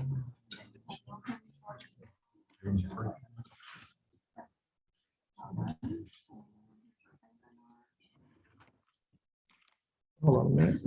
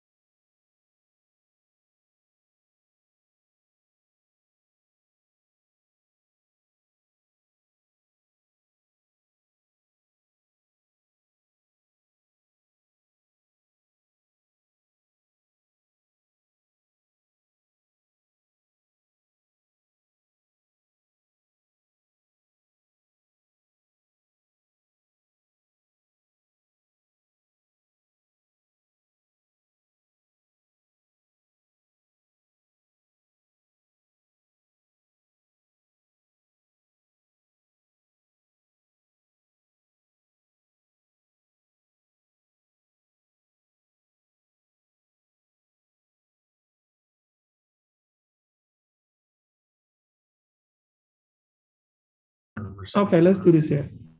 This is cause number the two cases, cause number 328035 053 and cause number 330391. Now, this case is styled the state of Texas versus Jason Scott Fontenot. Mr. Fontenot, how are you doing? Good morning, sir. Good morning. Now, Mr. Fontenot, your attorney of record is attorney Peter Dahl. And I know you appeared here last setting, and Mr. Freeze said he was going to file a motion to substitute. That motion hasn't been filed as of yet, so therefore, Mr. Dahl is still representing you. Yes, sir. Okay? Now, Mr. Dahl was here earlier, and because you weren't here at that time, I think it was about an hour ago that we released him. Okay? So he was here. So what we'll do, we'll reset this case. Just give him a reset of 30 days. And so we need to send notice to Mr. Dahl. We'll just defile that, Judge. Okay. Your Honor, if there were orders entered forfeiting his bond, state will move to set those aside. Okay, and the court is gonna set aside the bond forfeitures. Yes, Your Honor. Okay, or the motion Thank is you. gonna be withdrawn, so Thank you. Motion there will not please. be any bond forfeitures. Yeah, I appreciate it. So, Mr. Fontenot, you need to stand over there, and you can get it, if they need your signature, she can get it. I think Mr. Dahl is, yeah.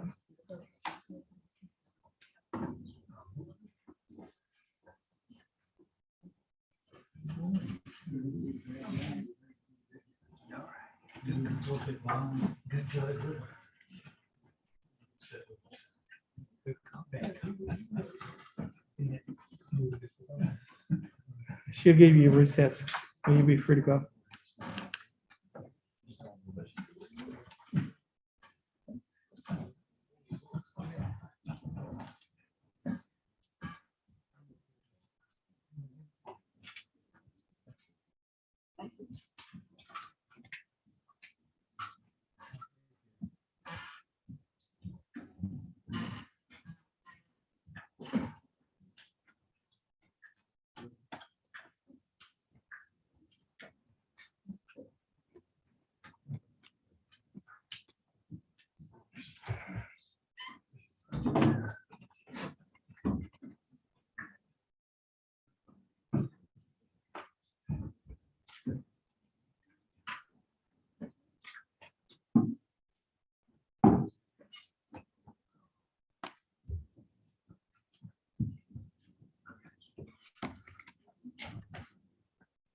Jeffrey McConnell, Mr. Paget.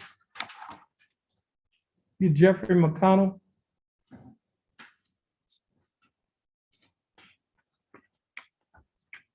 That's on the announcement docket, page 3. I would assume he's in jail. Oh, he's in jail? Okay, yeah, okay. Yeah, I had an attorney who filed a motion to substitute. I'm not sure if they've done it on misdemeanor as well, maybe not. No, I don't have it on the miss. We have been listed as being in jail, so. There's a felony pending. Actually, has a couple of felonies pending. Okay.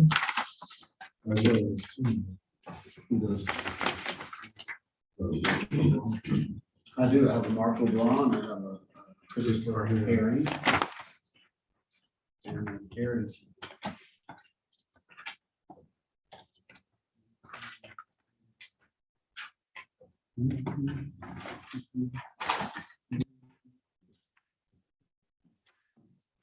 Mark LeBlanc.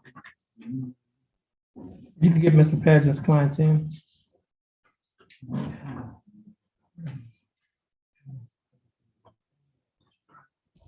Mark LeBlanc.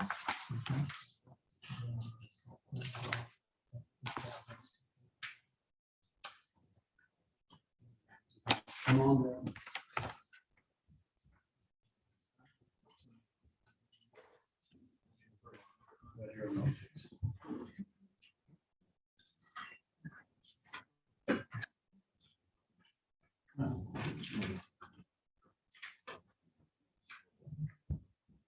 This is cause number 325-865, excuse me.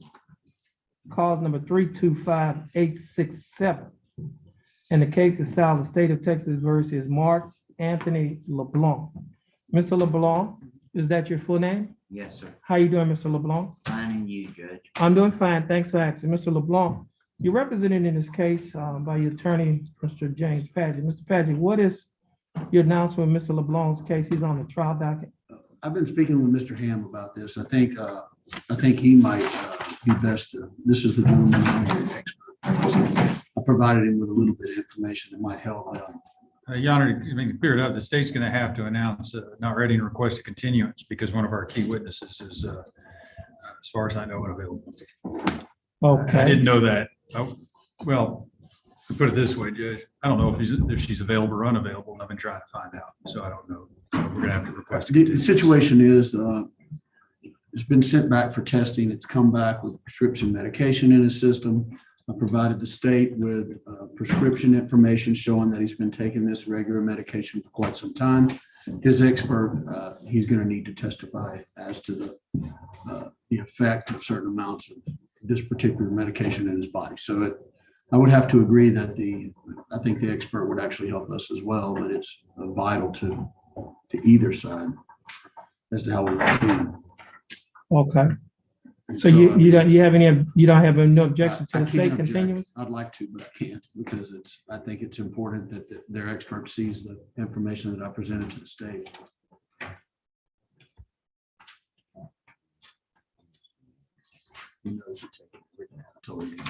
In fact, I presented him with your old information and the updated. Okay. Give us a reset date. How much time? You said you got 30 days, Judge. Okay. And we're not opposed to 30. We as quickly as we can. Yes. Yes, still on the trial docket. As quickly as we. May 16th. Okay, it's gonna be reset to May 16th, 2022. That's Mr. Padgett, you can sign for the reset. Mr. LeBlanc, once you get your reset from your attorney, you'll be free to go. You have a blessed day. Thank you, Your Honor.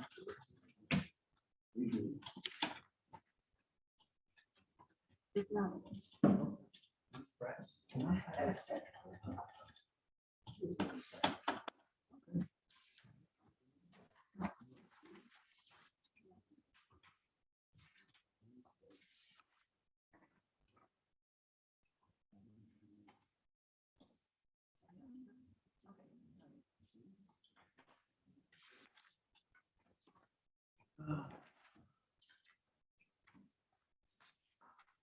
Got it?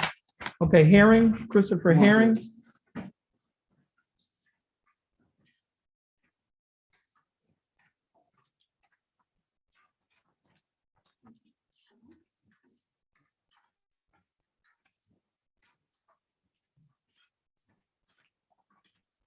Court is in session in two cases. First case is cause number 328920. Second case is cause number 331570. Both cases are styled the state of Texas versus Christopher Herring.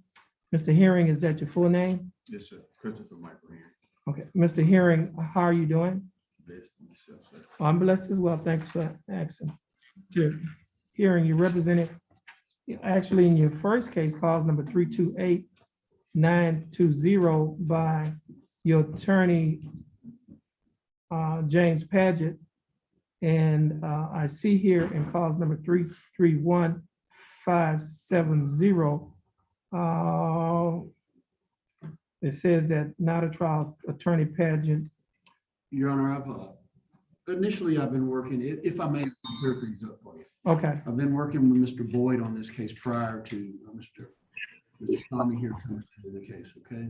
So I went down and talked to Mr. Boyd about it again. I looked at the notes on it. So I'm surprised a little bit by the new case here. It looks like y'all put the new case on today's docket. I'm not his attorney. Oh, yeah, this but says you not made a trial. note that it's not a trial. So Right. here's the situation. We've reconsidered and we're going to be able to work out both the cases. Mr. Herring's going to hire me on the prostitution case. I'll be filing a letter of representation soon as he takes care of that. If we could take both cases off the trial docket, I don't think we need to waste the court's time with it. Both cases are going to work out. Not opposed to it, Judge. Okay. Okay, give us Now, a I've discussed that. reset date announcement. Again, he and I, this is the first time we've discussed it. Put on pre-trial, yeah. That's fine. Is there any way we could go to the very next possible date? I'm just remembering I have quite a few cases set on that Okay. 16. I just want to make sure I can put the attention to Mr. Herring's case it needs to be. What is That's fine. 23rd, May 23rd? I Yes. just don't want to be so overwhelmed that I can't handle his case properly. May 23rd is 2022. Mr. Herring, both your cases is gonna be reset May 23rd, 2022. Now, Mr. Paget is gonna sign for the first case because he's not on the second case. You're gonna have to sign for the second case. Okay, just stand over there. You're gonna sign. Y'all can go ahead on and get it. But you go have ahead the and court, reset. you have my word that both cases will be disposed of. Okay.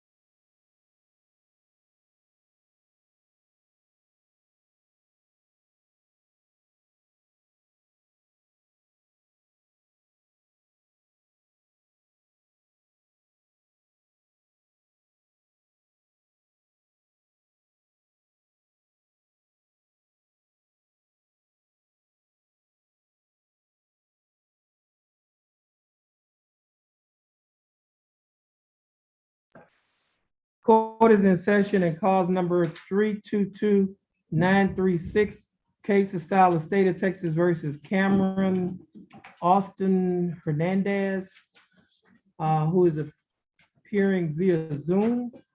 Mr. Hernandez? Mr. Hernandez? Mr. Hernandez, you can take your mic off of mute.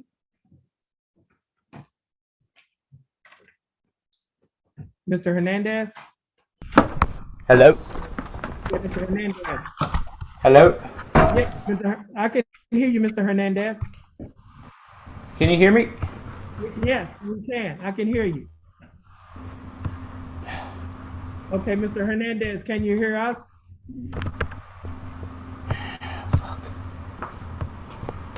Hernandez, you're in court. Mr. Hernandez, we can hear you.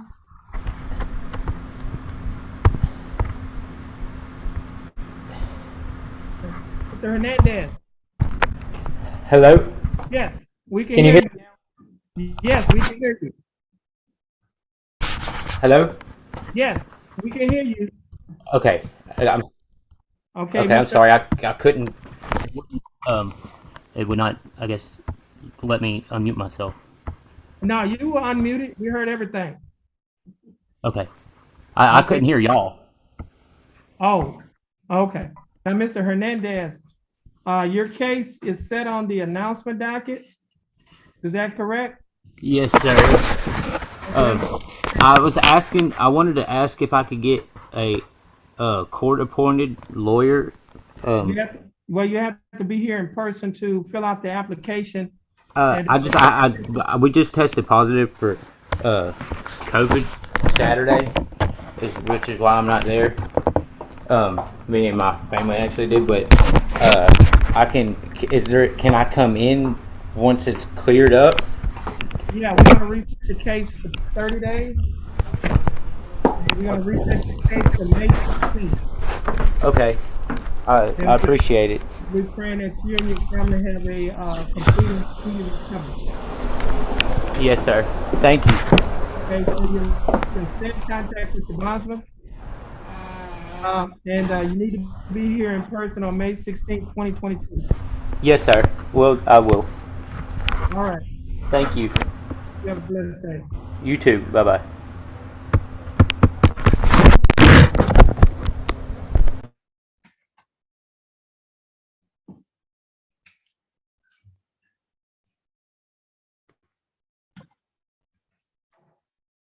Okay. Who is this Zoom user? Who was he? Oh, Al Farrow?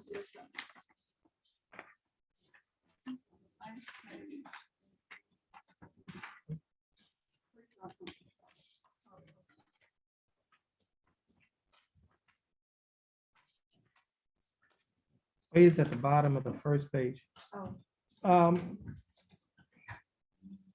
This is cause number 330060, case of style of state of Texas versus Antonio Alfaro. Mr. Alfaro, how are you doing? I'm doing all right. How are you doing? I'm doing fine. Mr. Alfaro, thanks for being patient with us. Now, Mr. Alfaro, your case was reset. Now, it's on the pre-trial. Was your case reset? Okay, he's represented by Rojas on this one? Okay, your attorney, Mr. Rojas, had death in his family. Yes. And he will not be here today. Your case is going to be reset. Stay in contact with your attorney and your bondsman. You're free to go, and you have a blessed day, and thanks for being patient with us. Okay, thank you. You have a blessed day too. All right, you're welcome.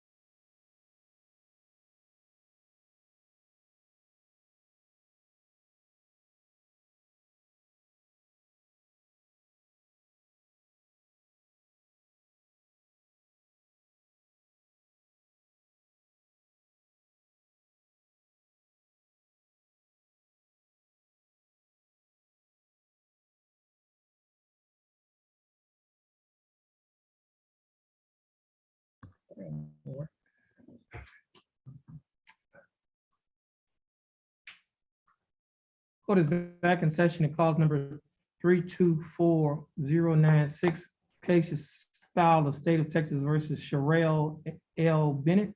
Ms. Bennett, would you please raise your right hand? Ms. Bennett, do you swear or affirm to tell the truth, the whole truth, and nothing but the truth to help you God? Yes, sir. Ms. Bennett, you may put your hand down. Ms. Bennett, how are you doing? I'm okay. That's good. Ms. Bennett, you're represented by your attorney, Mr. Nathan Reynolds. Mr. Reynolds, how are you doing? I'm doing well, Judge. That's good. State is represented by attorney Tommy Coleman. Attorney Coleman, again, how are you doing? Good, John. Ms. Bennett, I have before me a document that is titled Information. This information alleges that on or about April 21st of 2019, while you were in Jefferson County, Texas, that you committed the Class A misdemeanor offense of failure to identify fugitive from justice. Ms. Bennett, do you understand what you've been charged with? Yes, sir. And to this charge, Ms. Bennett, how do you plead? Guilty, not guilty, or no contest? Now, you're pleading guilty freely and voluntarily? Yes. And are you pleading guilty because you are actually guilty? Yes, sir. Ms. Bennett, I have before me a document that is titled Misdemeanor Plea Admonishments. Do you recognize this document? Yes, sir. And Ms. Bennett, on page 2 of the same document, there's a set of initials on a line next to a box that's checked guilty. Or did you place your initials on this document? On page 3 of the same document, there's a signature above the line that's titled Defendant. Is that your signature? Yes, sir. And on the next document, which is titled Trial Court Certification, the Defendant's Right of Appeal, there's a signature above the line that's titled Defendant. Is that your signature? Yes, sir. There are 2 boxes that's checked at the top of this document. The first box that's checked states that this is a plea bargain case and you have no right of appeal. Do you understand that? Yes. The second box states that you're waiving your right to an appeal, which means you're giving up your right to an appeal. Do you understand that? Yes, sir. Miss, where is the discovery certification? Y'all had a discovery certification? Yes, Judge. Sorry.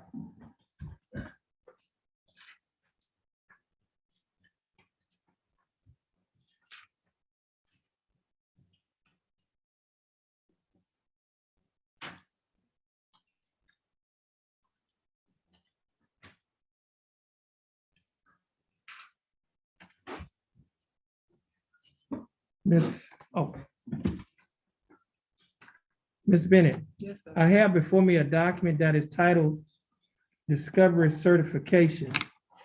Ms. Bennett, do you recognize this document? Yes, sir. And is this your signature on the line that's titled Defendant? Yes, it is.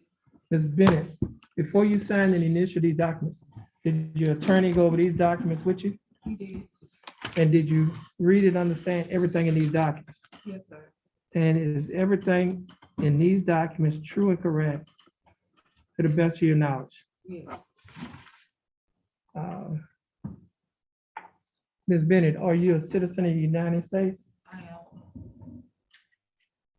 State, I have before me State's Exhibit number 1. State, you like to offer States 1? Yes, Your Honor. State offer, state 1. Any objections, There's Mr. no Reynolds? objection, Judge.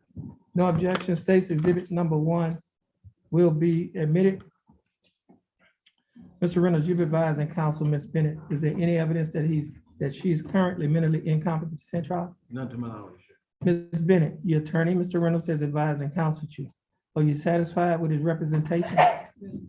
Has he provided full, effective, and competent legal representation? Yes, sir. Ms. Bennett, I will accept your plea of guilty. I will find that you are mentally competent to stand trial. I will also find that your plea and waivers were freely and voluntarily given. I will also find that there is sufficient evidence to find you guilty beyond a reasonable doubt. State, do we have a plea bargain agreement? Yes, Your Honor. And what is that agreement? Your Honor, in exchange for the defendant's plea of guilty in this case, the state's recommending confinement for a period of 6 days in the Jefferson County Jail. We're asking that the court give the defendant credit for 6 days that she's already served with the intent that this be a time served offer. And as it relates to the court cost, Judge, we're asking that they be taxed and retired as part of this. Ms. Bennett, Yes, sir. the state is offering that you serve 6 days in the Jefferson County Jail. However, you will not have to serve any more time in the Jefferson County Jail because you've already served 6 days. Therefore, you'll be given credit for time served.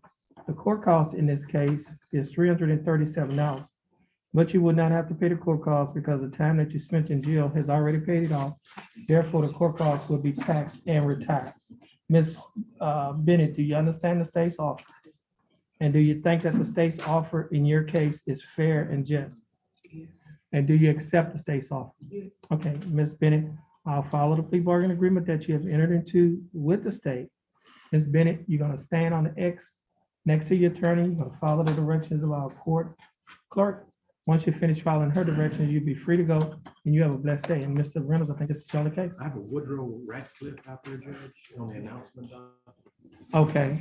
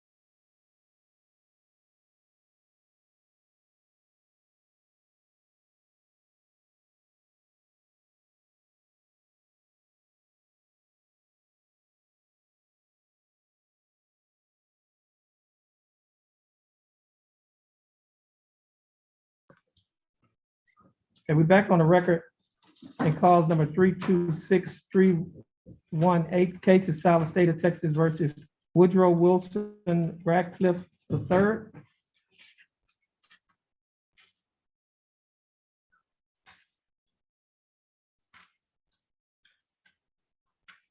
Okay.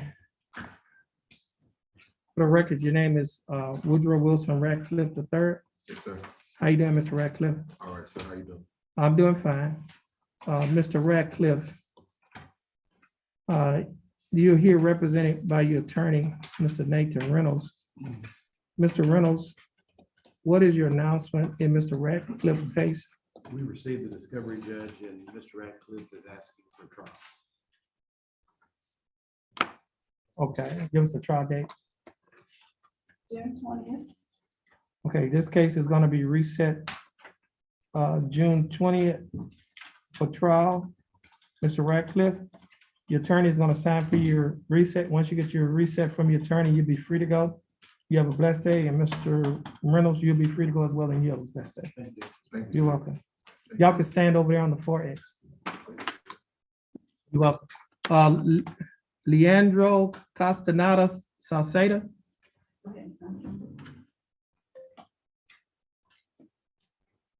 You in that case? It says clerk, got it open.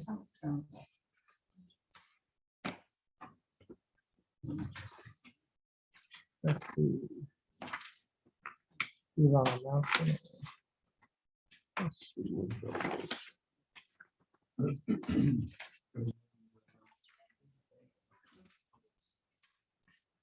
Okay, thank you.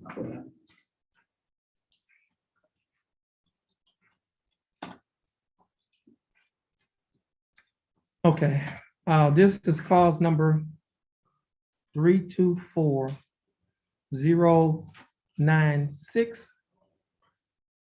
Oh, wrong one. Well, it's just cause number 325048.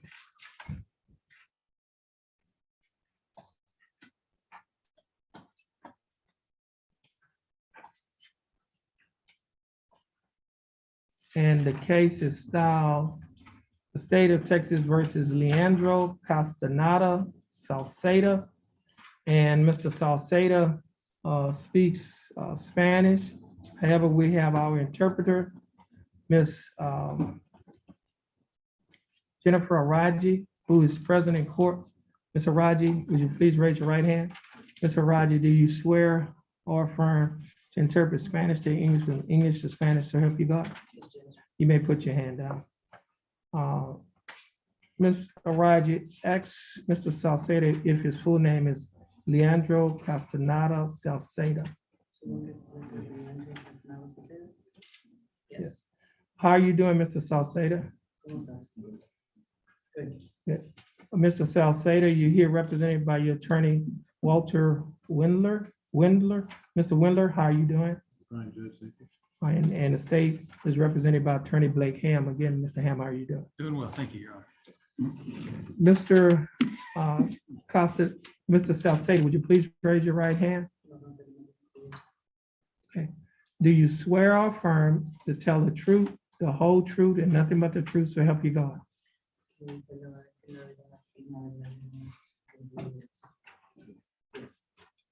Okay, you may put your hand down.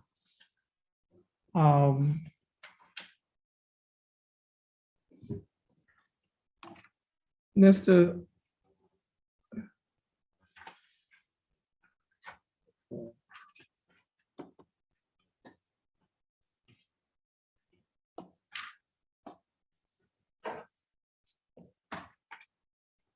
Okay. This is the MTRP. Yes, Your Honor. Do you have a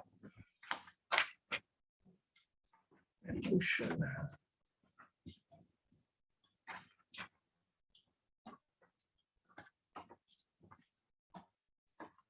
Mr. Salceda, I have before me a motion to revoke your probation.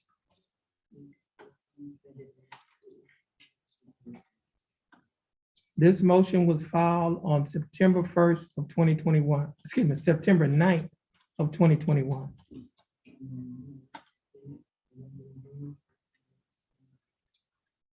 This motion alleges that you, Leandro Castaneda Salceda, was tried on October 14th of 2020.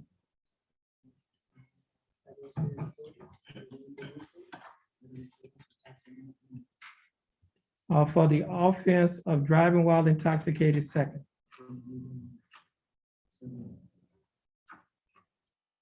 You was found guilty and your punishment was assessed at 180 days confinement in the Jefferson County Jail, a fine of $1,500, and the confinement was probated for a period of 2 years.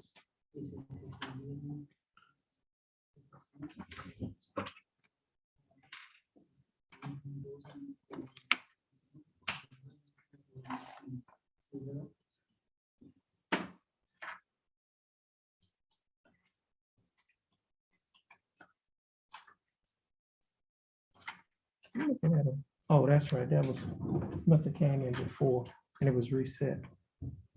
Yeah, and I was looking at I had a plea of true on here, but that was from the last time. It was reset and that was withdrawn. If I'm not mistaken. Okay.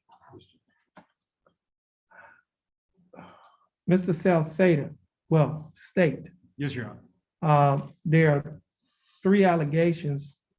State, are you abandoning allegations 1 and 3? Yes, Your Honor, state is. Okay.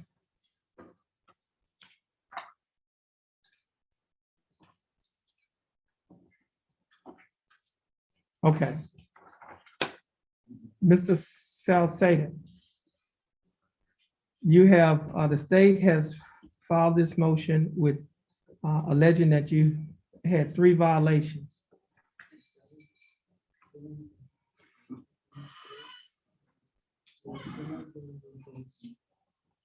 The state is abandoning allegation 1 and 3.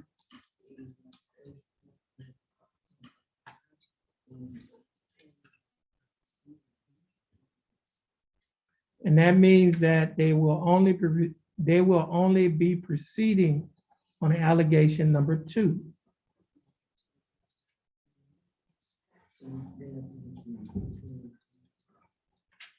Allegation number 2 alleges that you, Leandro Castaneda Salceda, fail to never become intoxicated or be under the influence of any intoxicating substance.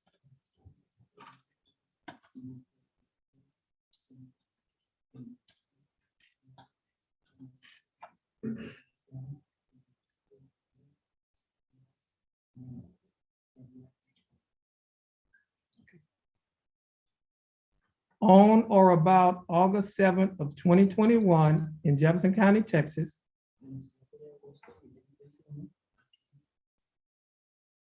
you, Leandro Castaneda Salceda, did then and there become intoxicated.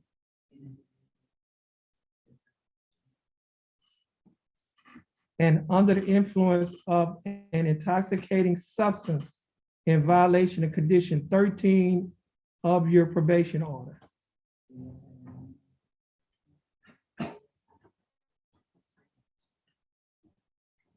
Is that true or not true? Okay. Now, Mr. Salceda, are you pleading true freely and voluntarily?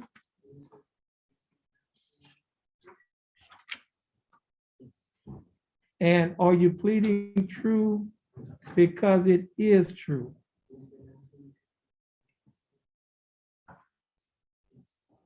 Okay.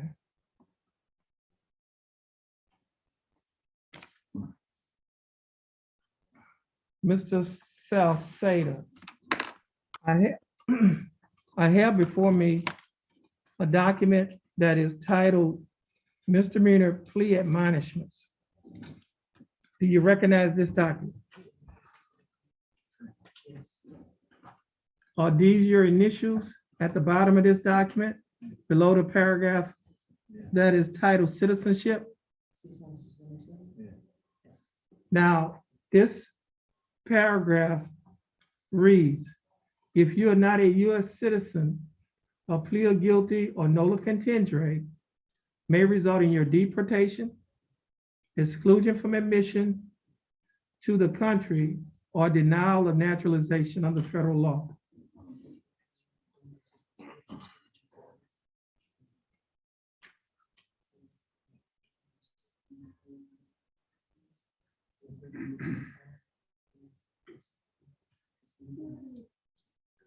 Do you understand that? Now, Mr. Salceda, do you still want to go forward with your plea in this case?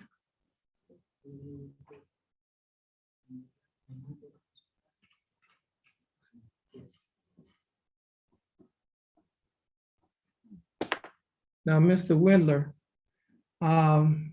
pursuant to Padilla versus Kentucky, did you advise your client of the advantages and disadvantages of pleading guilty and what the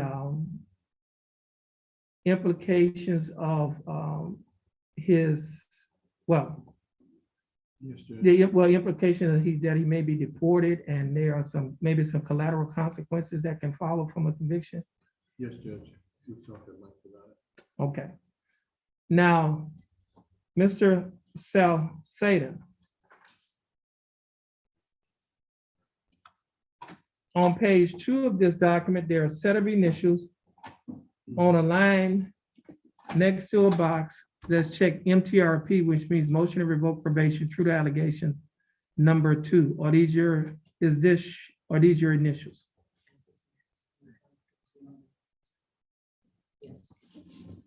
And on page 3 of this document, there's a signature above the line that's titled Defendant.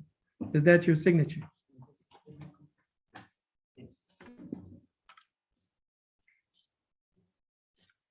And on the next document, which is titled Trial Court Certification of Defendant's Right of Appeal, do Do you recognize this document? And is this your signature above the line that's titled Defendant? Yes. And there are two boxes that are checked at the top of this document. The first box states that this is a plea bargain case and you have no right of appeal. Do you understand that?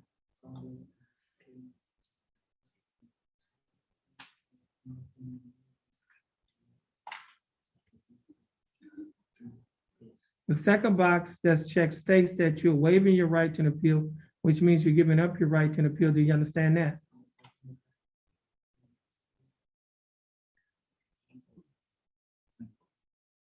Okay.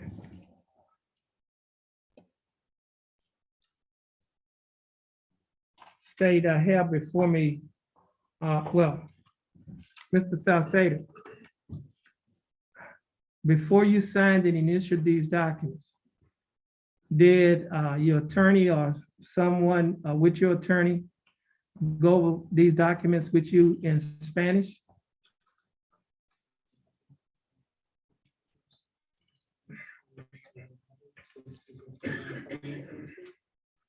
Yes. And did you understand everything that they went over?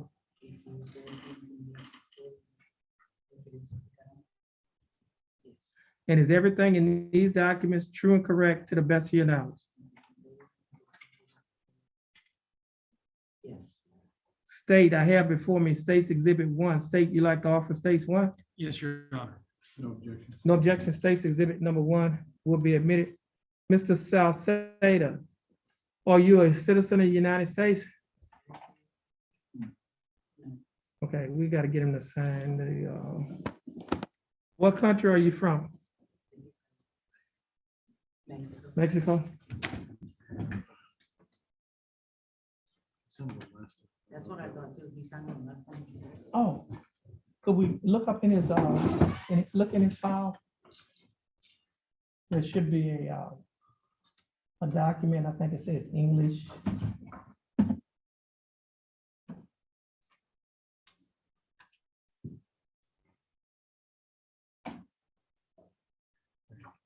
Print that off. Okay, yeah, she found it.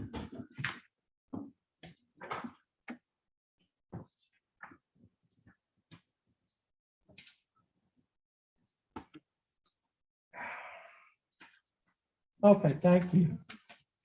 Now, Mr. Salcedo, I'm showing you a document.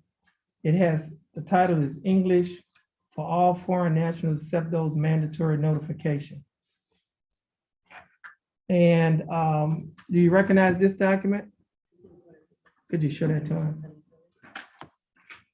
He said yes. Okay, and is that your signature on that document? Yes. And before you sign that document, did someone go over that document with you in Spanish?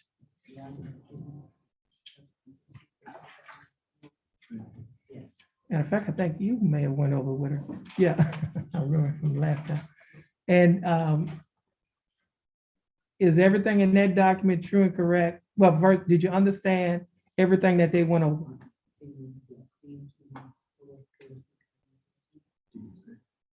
And is everything in that document true and correct to the best of your knowledge? Okay, the court is going to take judicial notice of this document that's titled English for all foreign nationals except those from mandatory notification countries.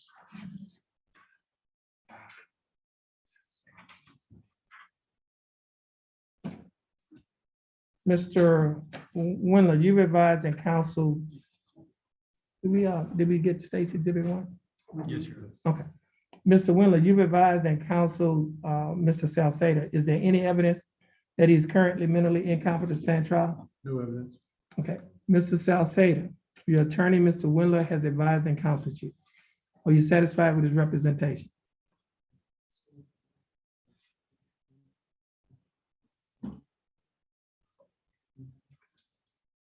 Has he provided full, effective, and competent legal representation? Okay. Mr. Salcedo, I will accept your plea of true to allegation number 2.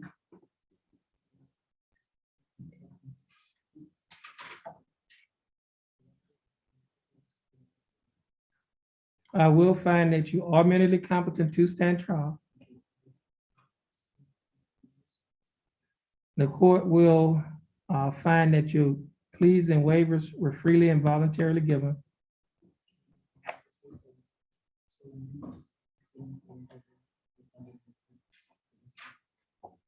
And the court will also find that there is sufficient evidence to revoke your probation, and your probation is hereby revoked.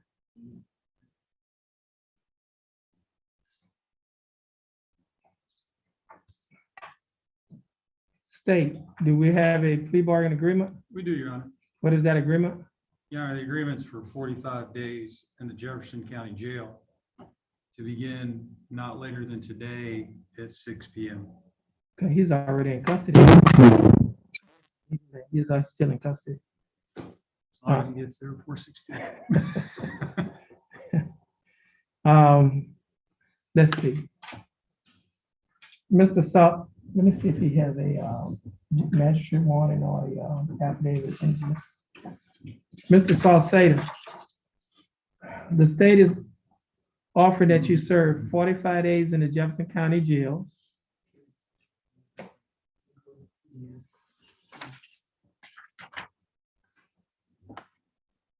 You'll be given credit, well, yeah, you'll be given credit for any time that you're entitled to get by law.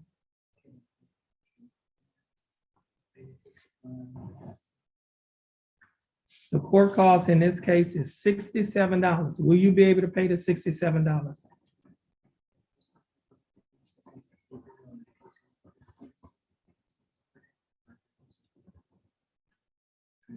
Yes. Okay.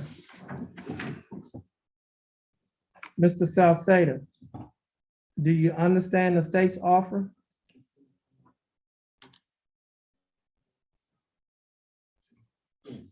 And do you think that the state's offer is fair and just?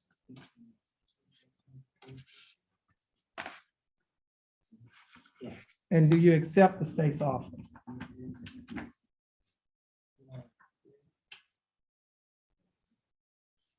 Mr. Salcedo, I'll follow the plea bargain agreement that you entered into with the state. Mr. Salcedo, you're gonna stand on the X next to your attorney, follow the directions of our clerk. Once you finish following the clerk's directions, you'll be free to go, and you have a blessed day. You may.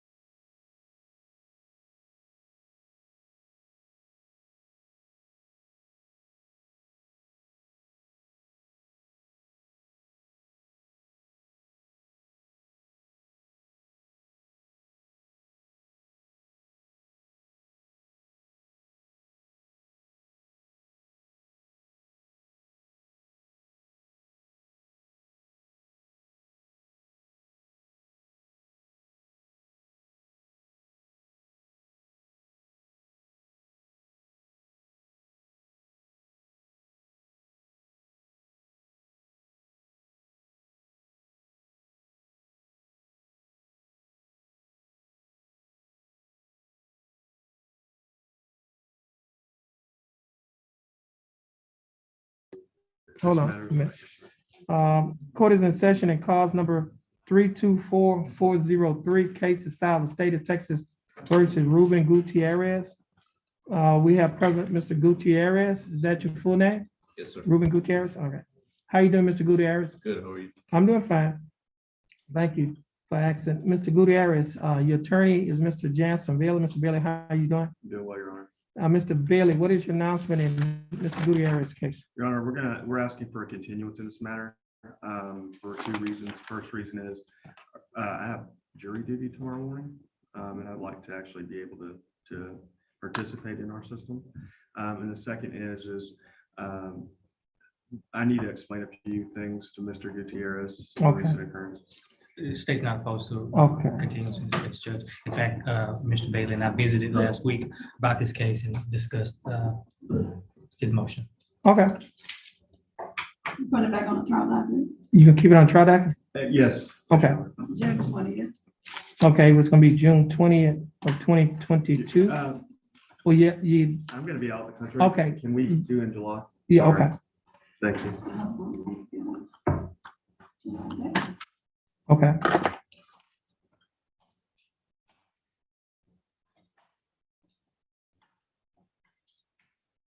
July 11th. That works. That's Thank fine.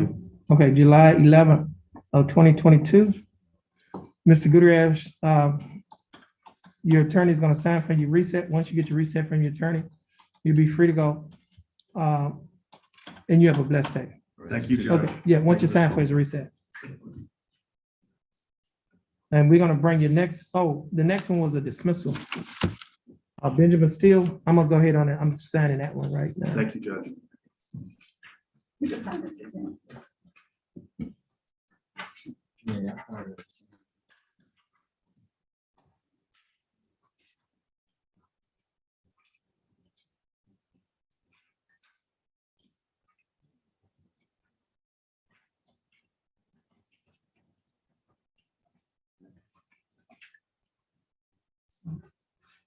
Thank you. Thank you, Judge. Okay, your dismissal is coming off right now. Mr. Bailiff is over there.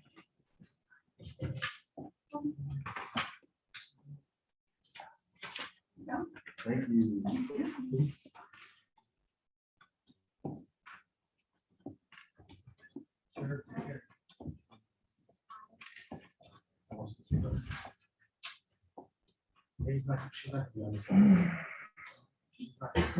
Lashida Marshall, that's a plea. I didn't see Boudreaux's name on there. Boudreaux, Mr. Boudreaux, you don't have nothing, do you? Yes, sir. Gentleman named Hines. Oh, you're going. And he's in jail. Oh, you don't have to appear yet when they're in jail. Yeah, And I haven't been able to get in touch with Mr. Grove yet, so. okay, because normally what we normally do is reset those cases. Let me see, you say he's in jail? Lopez, Three cases on him, Daigle. You said.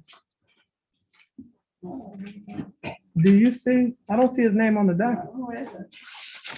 You said his last name was Hines? Hines, yes, sir. What's the first name? I don't see nothing on Hines on here. Possibility that was reset when we printed the document. Yeah. Your Honor, I've got him on the announcement docket. I think it's page 7 of the announcement. So my copy. What's the cost number? 682.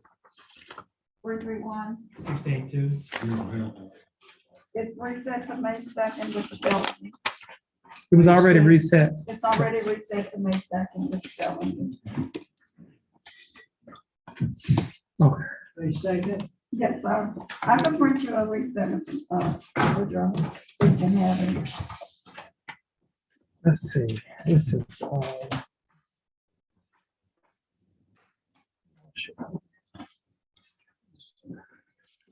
Judge. It's on the announcement docket.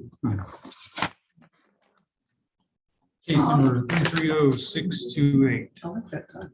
Thank you. That's all. Okay. Ms. Marshall.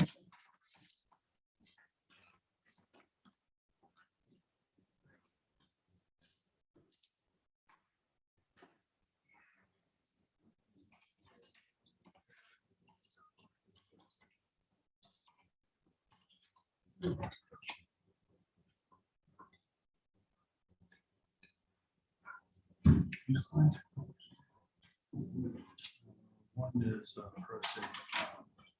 Okay.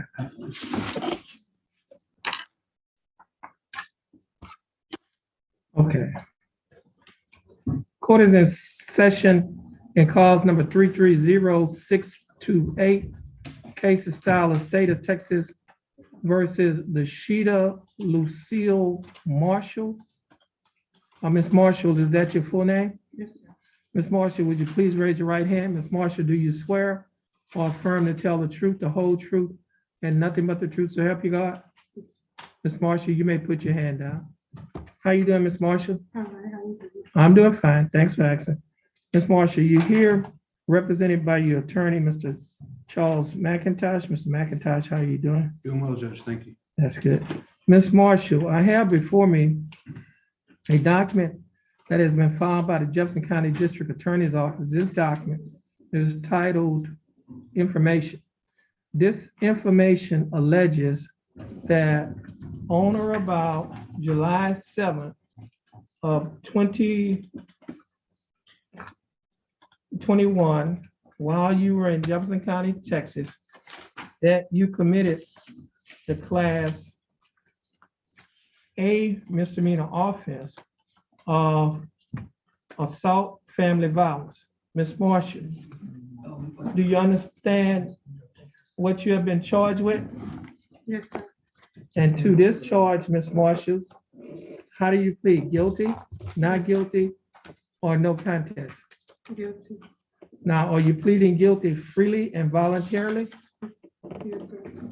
And are you pleading guilty because you are guilty? Yes, sir. Ms. Marshall, I have before me a document that is titled Misdemeanor Plea Admonishments. This document is also labeled as State's Exhibit Number 1. On page 2 of this document, Ms. Marshall, there's a set of initials, LM, on a line next to a box that's checked guilty. Are these your initials? Yes, sir.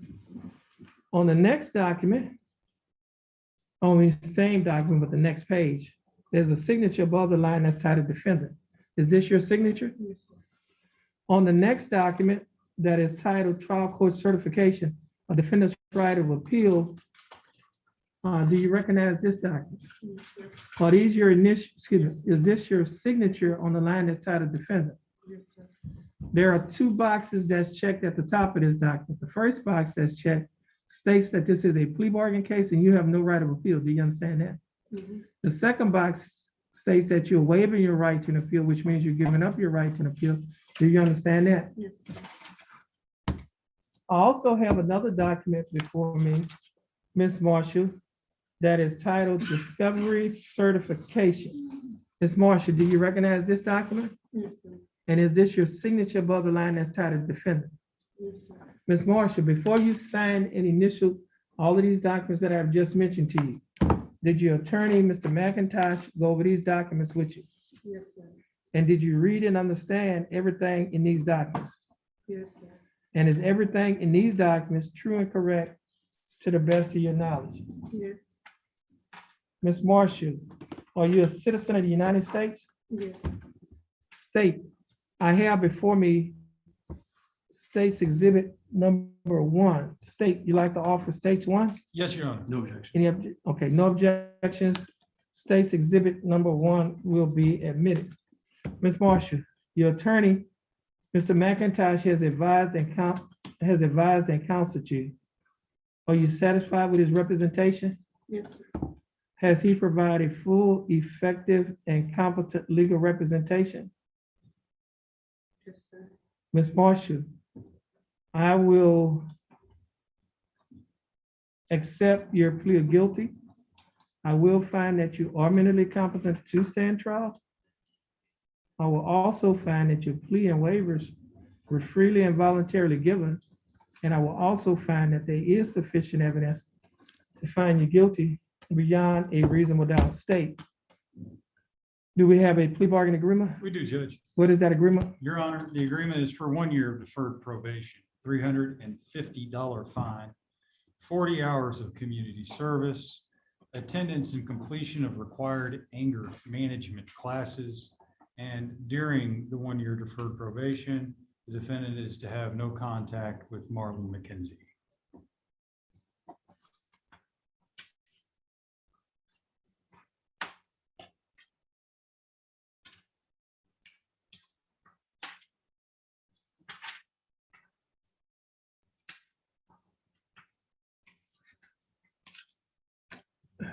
Ms. Marshall, the state is offering that you serve 1 year deferred adjudicated probation.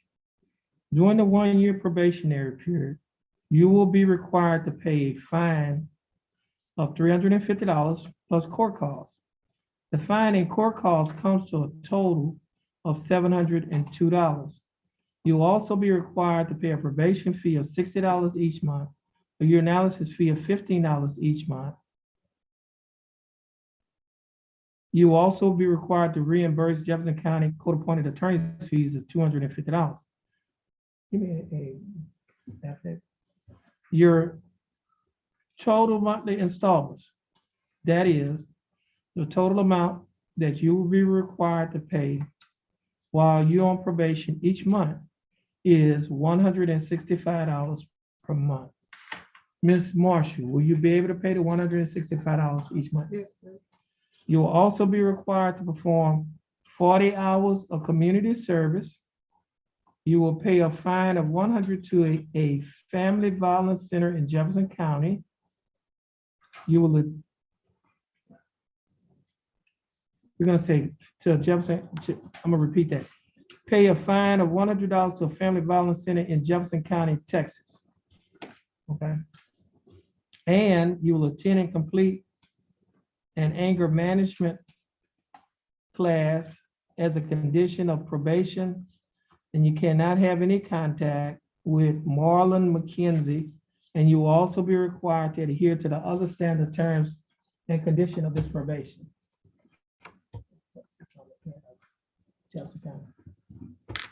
Now, Ms. Marshall, do you understand the state's offer? Do you think that the state's offer in your case is fair and just? Yes, sir. And do you accept the state's offer? Yes, sir. Ms.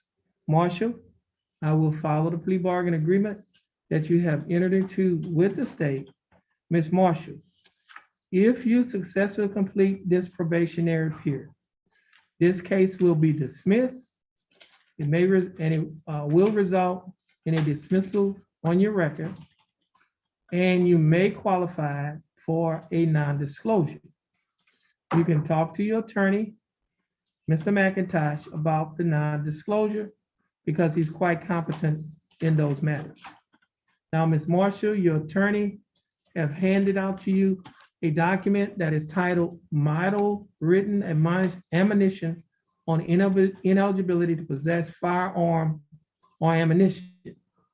And in accordance with the Texas Administrative Code, Section 176.1, the court hereby admonishes you or warns you of the following.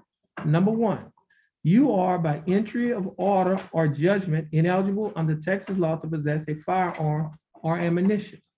Number two, beginning now, if you possess a firearm or ammunition, it could lead to charges against you. If you have a question about how long you will be ineligible to possess a firearm or ammunition, you should consult an attorney. Number three, under Texas Penal Code Section 46.013, A, firearm means any device designed, made, or adapted to expel a projectile through a barrel by using the energy generated by an explosion or burning substance or any device readily convertible to that use.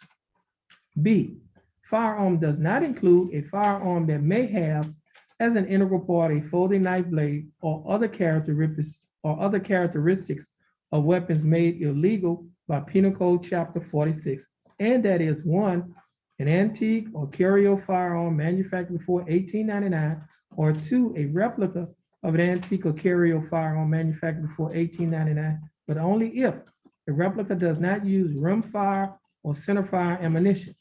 The statutes listed below are a starting point for ineligibility to possess a firearm or ammunition. For more information about the laws that make you ineligible to possess a firearm or ammunition, or for more information on how long your ineligibility to possess a firearm or ammunition lasts, the court recommends you contact an attorney. Code of Criminal Procedure, Article 17,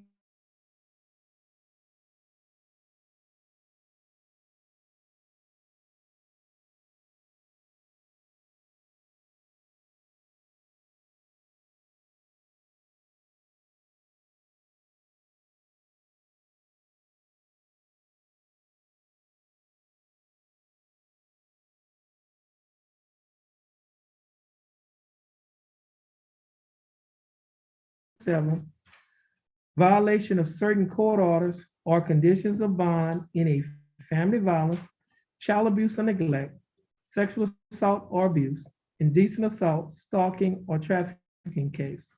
Family Code Section 85.026, warning on protective order. Now, Ms. Marshall, the document that you have before you is for you to keep for your records. This will conclude your case here. You're gonna please stand on the X next to your attorney and follow the directions of our court clerk. Once you're finished following her directions, you'll be free to go and you have a blessed day.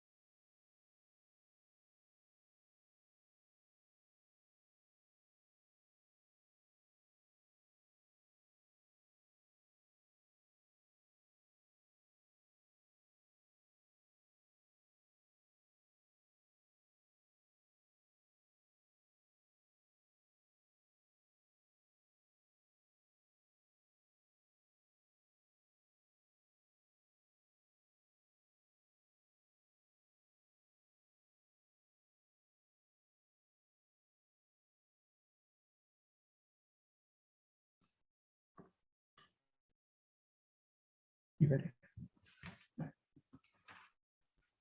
We're back on the record in cause number 326148. Case is style of State of Texas versus Crystal Chevetta. Foxall, did I get the middle one right? You did. Okay. Okay. How you doing, Ms. Foxall? I'm doing fine. Thanks for asking. Ms. Foxall, you represented here by your attorney Ryan Gertz. Attorney Gertz, how you doing? Great, Judge. Mr. Gertz, what is your announcement in Ms. Foxall's case? Judge, for now, it's still in a trial setting. Okay, reset it for trial? Yes, Judge. Because it's on the pretrial count. Okay. Yeah. Give us the trial date. June 20th. Okay, this case is going to be reset for trial June 20th, 2022. You can get your reset for trial. Once you get your reset, you'll be free to go and you have a blessed day. Ms. Foxall, you have a blessed day as well, Mr. Gertz.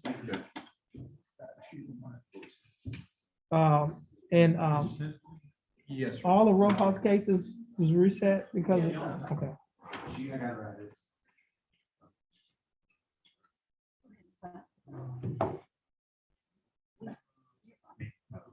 If you don't mind doing a discovery search.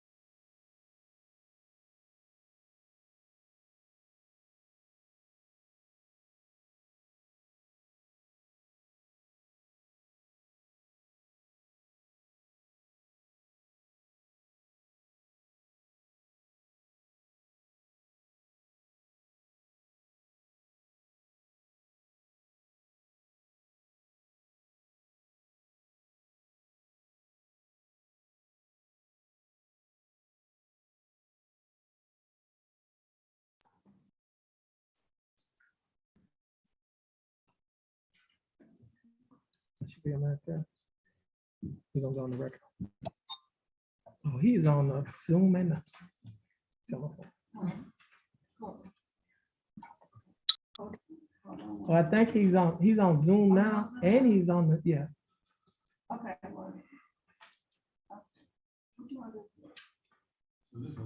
Okay, just, he's on the phone, put him on speaker. This is cause number 327164, case of style of state of Texas versus Donnie Ophi Citizen. Mr. Citizen, is that your full name? Yes, sir. How are you doing, Mr. Citizen? I'm doing fine, thanks for asking. Mr. Citizen, you're represented by your attorney, Mr. Langston Adams. Mr. Adams, how are you doing? Mr. Adams, can you Doing hear well, me? Judge. Doing well, Judge. Okay, he's on here now. No, I Okay. can hear you. I'm doing well. What's on there? Hello, And- I can hear y'all. Okay, that's good. Now, Mr. Adams, what is your announcement in Mr. Citizen's case? I asked to recess this case with the felony. It's gonna be reset today. We was in felony court earlier this morning. Okay, we're gonna reset it with the felony? Okay, Your Honor, if I may, I'm sorry to interrupt. I searched, I looked, and I couldn't find a companion felony. The defendant very well may have another felony, but I couldn't find a felony that came out of the same occurrence. I don't know if I'm mistaken. Is there a felony that came out of the same transaction? I gotta, I just left felony court this morning. He got a felony case. Normally, I thank your, and Mr. Ham, Yes, sir. and if I'm not mistaken, I think the courts, not the courts, but the DA preference is normally to set, if he has a felony, just to set the misdemeanor along with the felony. Is that correct? That's the normal course of action. Even if it doesn't come out the same occurrence? Typically, and sometimes, and it's a case by case basis, sometimes on the trial dockets. For example, sometimes on a trial docket, if the case has been pending on trial docket and it's not a companion or same transaction, then we'll set that for trial. But you're right, Judge. I mean, the normal course of action is to reset.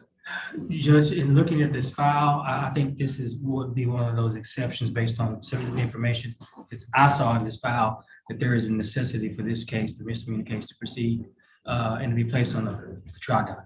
Well, I mean, that's the defendant's choice as to what docket he's gonna go on, if it's gonna be trial, or if he wants a trial, or if he want a plea. That's, I mean, they make. Judge, this is a new prosecutor. I've never had one prosecutor come up and say something like this. I know he's new, but if you wouldn't mind just continuing with our tradition, I asked to put this on with the felony case. Because one thing he didn't consider is many times misdemeanors get resolved when the felony get resolved. And he's new. I mean, maybe that's some stuff they do at another county. While I'm new here in this office, Judge, I've been a prosecutor for 13 years. And I think the state also has a right to elect for a jury trial as well. Yeah, I mean, but we talking, yeah, I mean, the state. I don't know what you're talking about. Man, hold on, Mr. Adams. Your Honor, Mr. I would Adams, object hold to on. his personal attacks. Yeah, no. And sidebar comments That's- about my competency and about me not knowing what I'm talking about. That's Again, true. Now, Mr. I'm a member of the bar and good, and I'm a licensed attorney for 13 years. Okay, I now, know what I'm talking Mr. about. Yeah, Mr. Adams, Well, I hope please. they wouldn't have hired him if he wasn't licensed. Mr. Adams, I'm talking. Please, let's not All have right. any side comments. The court is trying to come to a resolution on this case. And now, Mr. Adams, let's see, how old is he? Bond conditions set with felon. I don't know, they just had it set with felon. So I guess what he's saying is that that they're not going to resolve this case through the felony. I guess that's what I'm kind of hearing. Well, how would he know that? Has he talked to Philip Smith? Since he's an officer of the court, ask him, has he talked to Philip Smith, which is Well, the felony prosecutor? Ask him, since he just talked about being an officer of the court. Let him speak truthfully. Have you talked to Philip Smith?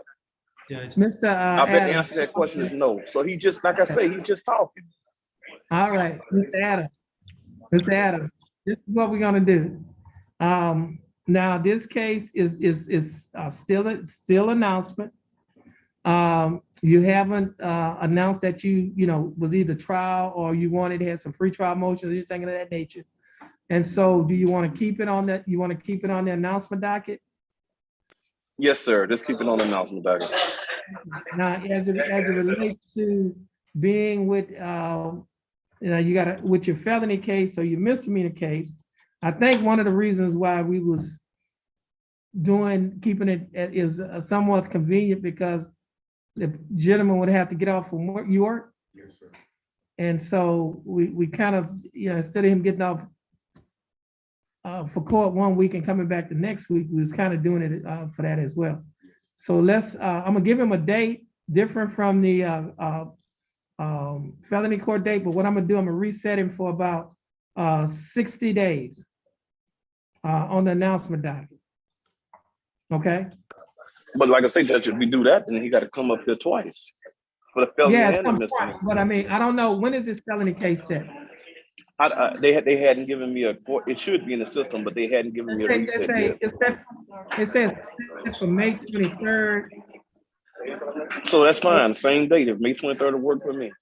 Well, he wants, I mean, we want to put it on, we can put it on a different date. And so but he'll be, in essence, once the case is reset, this case is going to be reset about 30 days after the felony case. Okay, that's fine. All right. What's that date?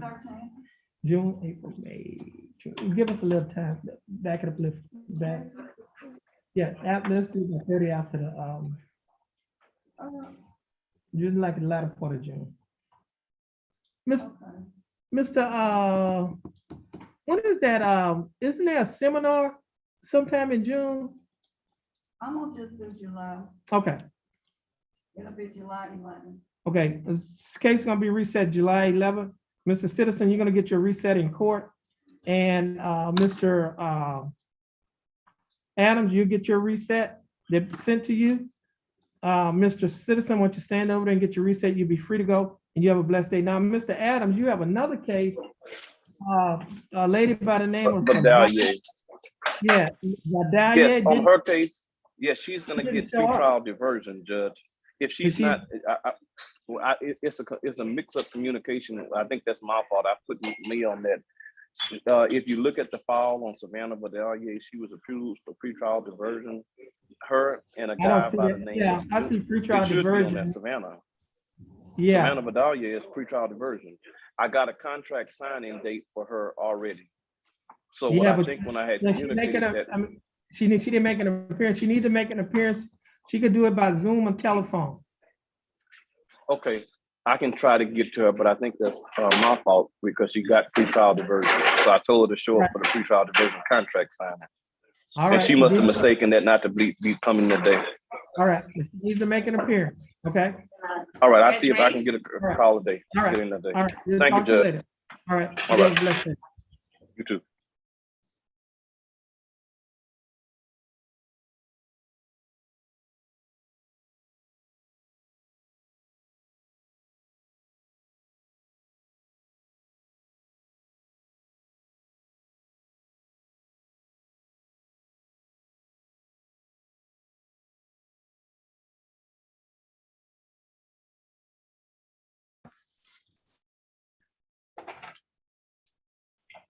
Okay, you there? Okay, is your name Russell Bean? Yes, sir. Okay, Mr. Bean, I'm Judge Terrence L. Holmes.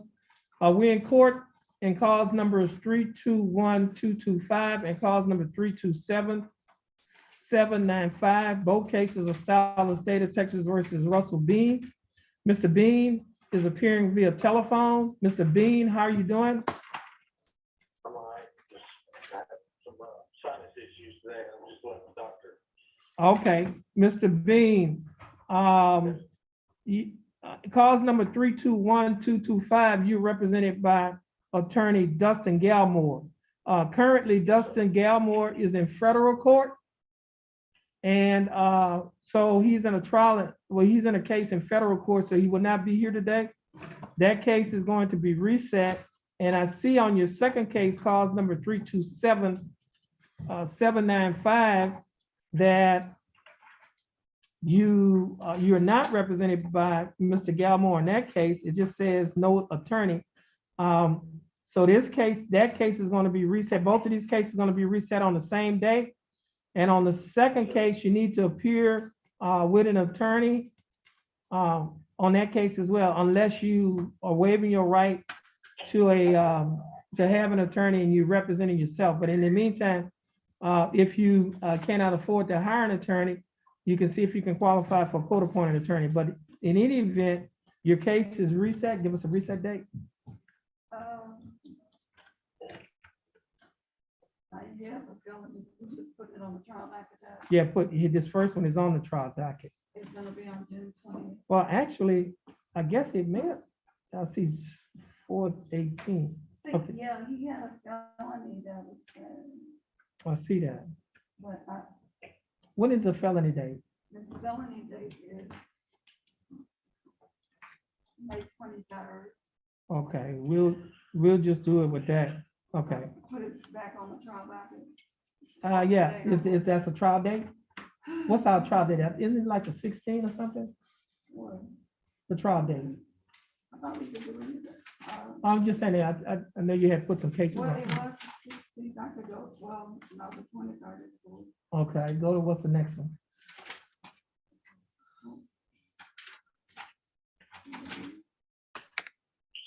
June 6th. Okay, it's gonna be, your case, Mr. Bean, your case is gonna be reset to June 6th. Stay in contact with your attorney, you're free to go. And stay in contact with your bondman too. June 6th, yeah, 9 a.m. And stay in contact with your attorney and your bondsman. Okay, yes, sir. Thank All you, right, Your Honor. all right, you're welcome. We have Hayward. Diamond Hayward. Did we hear anything from Mr. Grove? But I need to go in the office and see if he knows. I saw him on Zoom like first thing this morning. He was sitting there.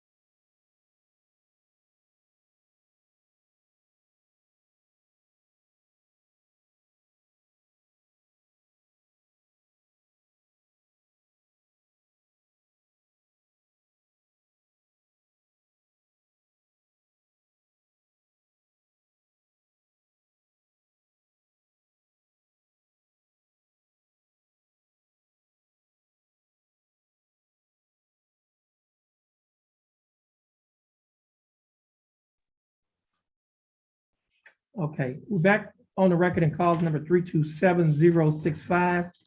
Case is style of State of Texas versus Diamond LaShawn Ali Hayward. Is that correct? Ms. Hayward, would you please raise your right hand? Ms. Hayward, do you swear or affirm to tell the truth, the whole truth, and nothing but the truth to help you God? Ms. Hayward, you may put your hand down. How you doing, Ms. Hayward? Okay, you're gonna have to speak up a little bit. Court report. Okay, she's taking a record. She needs to hear you. I'm in Lawrence, but I can talk. Okay. Ms. Hayward, you're here represented by your attorney, Charles McIntosh. Attorney McIntosh, how you doing? Well, Judge, thank you. Ms. Hayward, I have before me a document that is titled Information. This information alleges that on or about May 17 of 2020, while you were in Jefferson County, Texas, that you committed the Class B misdemeanor offense of criminal trespassing. Ms. Hayward, do you understand what you've been charged with? Yes, sir. And to this charge, Ms. Hayward, how do you plead? Guilty, not guilty, no contest? I'm guilty.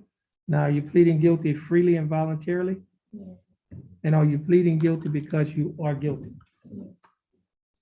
Ms. Hayward, I have before me a document that is titled Misdemeanor Plea Admonishments. It is also labeled as State's Exhibit Number 1. Do you recognize this document? Yes. On page 2 of the same document, there's a set of initials, DO, on the line. She just put Ali. I guess she was supposed to put an H on the end for Hayward. I think that's just the way she does it. Yeah, we're Yeah, she had DO. I guess she has Diamond Ali.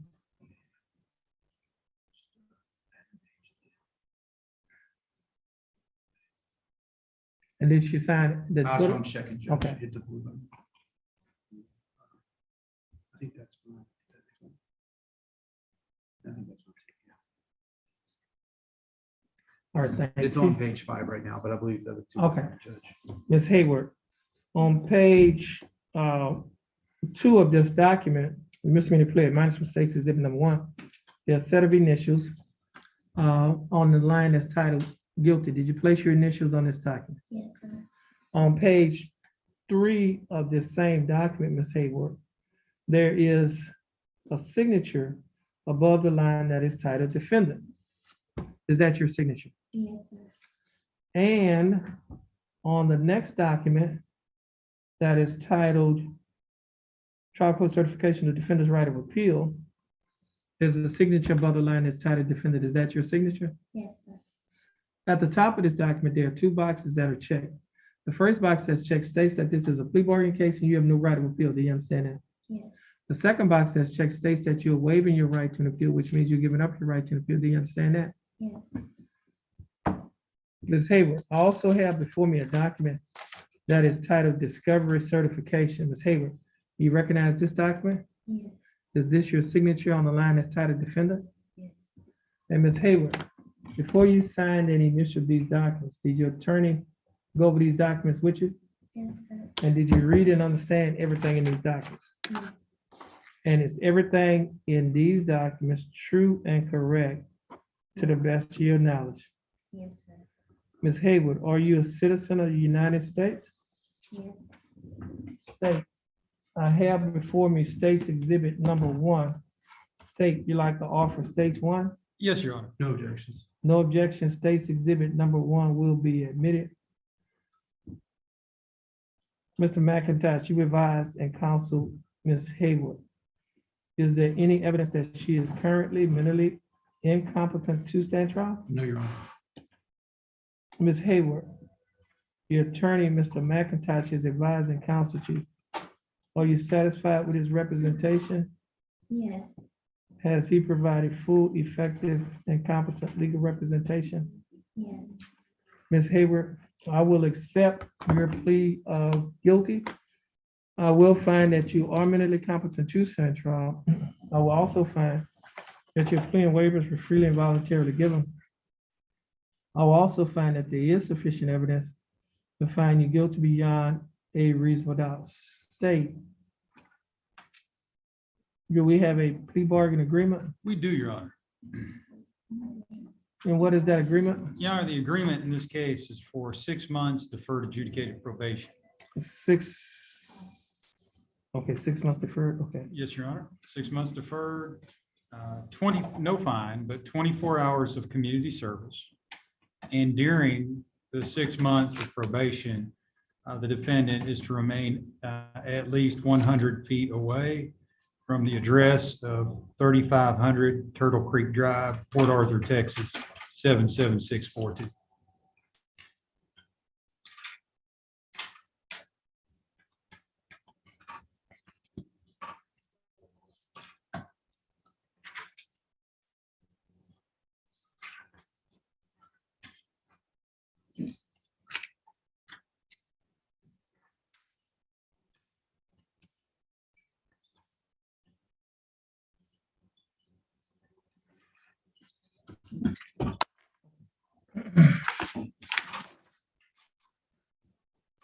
Ms. Hayward, the state is offering that you serve 6 months deferred adjudicated probation.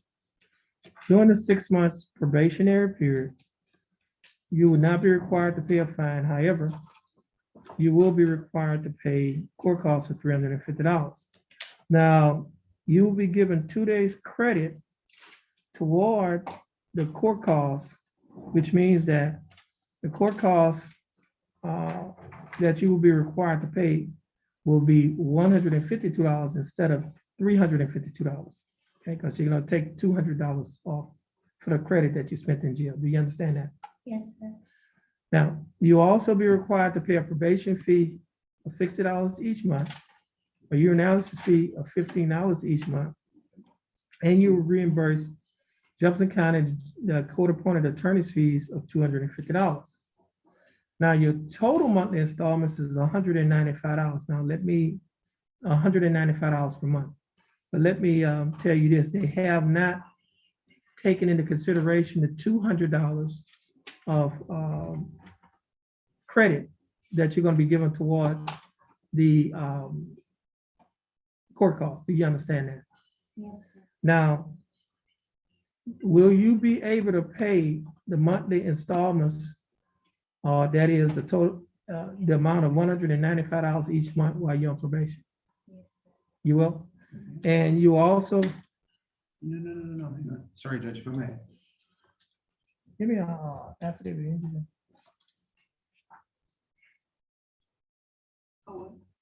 The affidavit of indigence. Yes.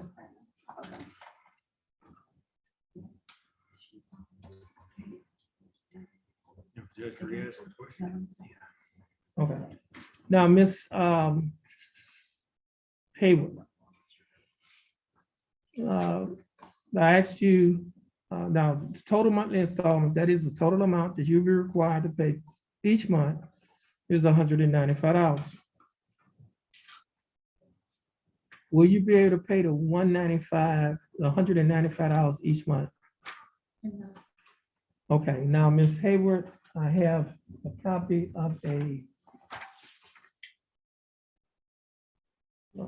affidavit. Oh, she's automatic. Okay. Here.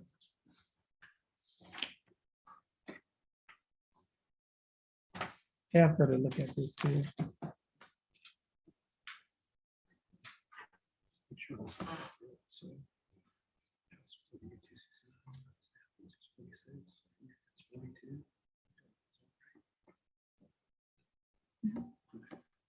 Ms. Hayward, your attorney just showed you a document that is titled Affidavit of Indigence.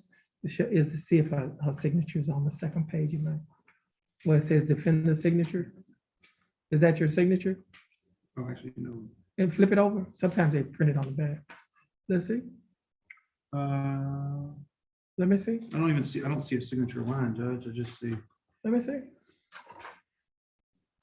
One thing to change is she has had. Oh, here it is right here. Oh, the back of that page. Yeah. That's your signature? Judge, she has had another child since then as well. That's 5 months old. And so that says that she's got an 11-month-old and a 4-year-old, and because it's been a couple of years now since. So she has 4 kids now? I mean, 4? Four. On this one, she has 3. Yes, she's got 4 now, Judge, and one's 5 months old. The other Okay, 2, 3, and I see you, 6, you're getting government assistance, right?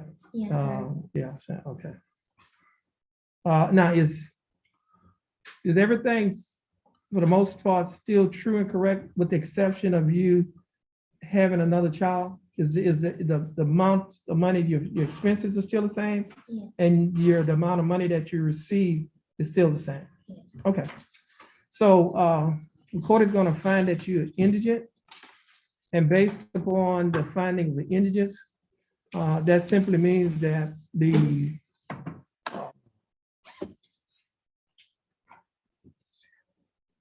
hold on a minute.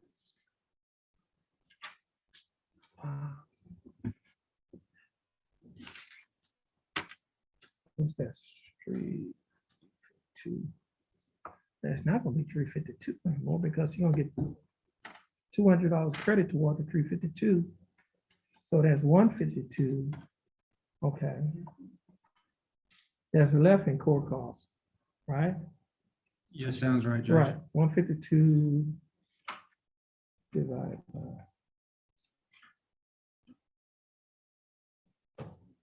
Okay, that's it? Yes, it is. Looks like you're gonna be, we're gonna convert the remainder of the fine and court costs to 12 hours, the remainder of the court cost, 152, is gonna be converted to 12 hours of community service. Okay, you understand that? Yes. And then the $60 probation fee is gonna be reduced to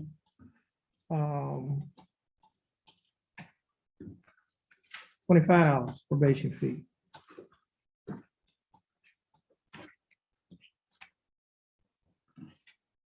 Once she gets out, okay.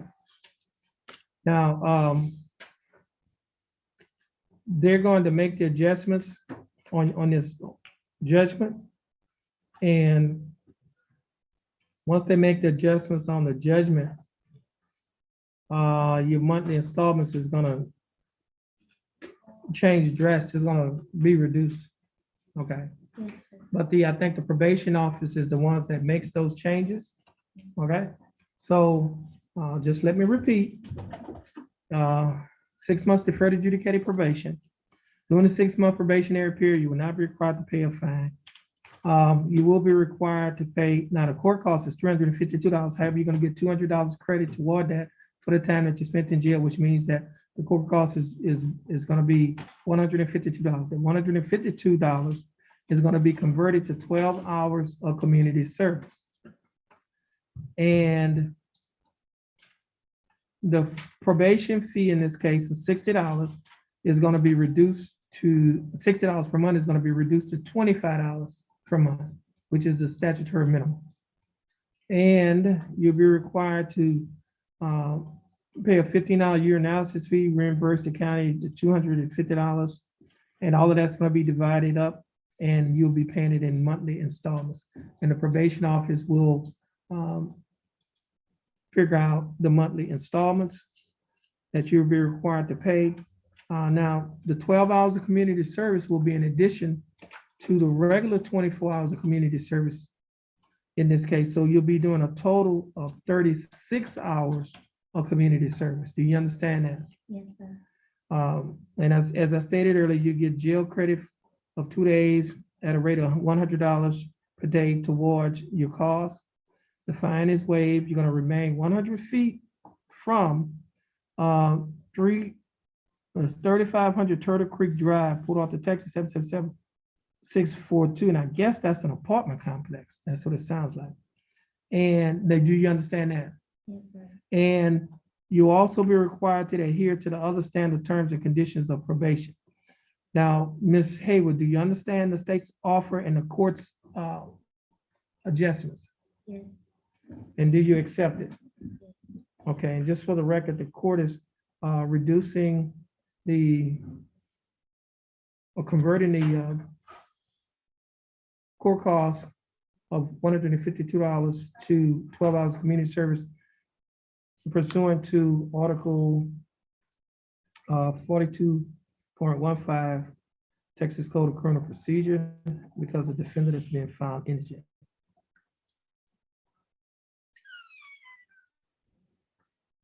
And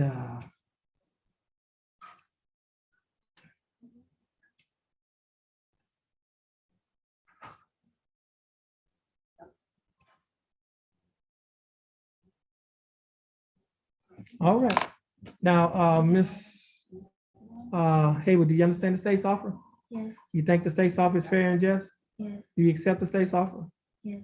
Ms. Hayward, I'll follow the plea bargaining agreement that you've entered into with the state. Now, Ms. Hayward, if you successfully complete the probationary period, this deferred probationary period, this will not result in a conviction on your record. And you may qualify, well, this case will be dismissed, and you may qualify for non-disclosure. You can talk to your attorney about the non-disclosure. He's quite competent in his matters. You're gonna stand on the X next to your attorney and follow the directions of our clerk. Once you finish following her direction, you'll be free to go, and you have a blessed day. Thank you, Judge. You're welcome.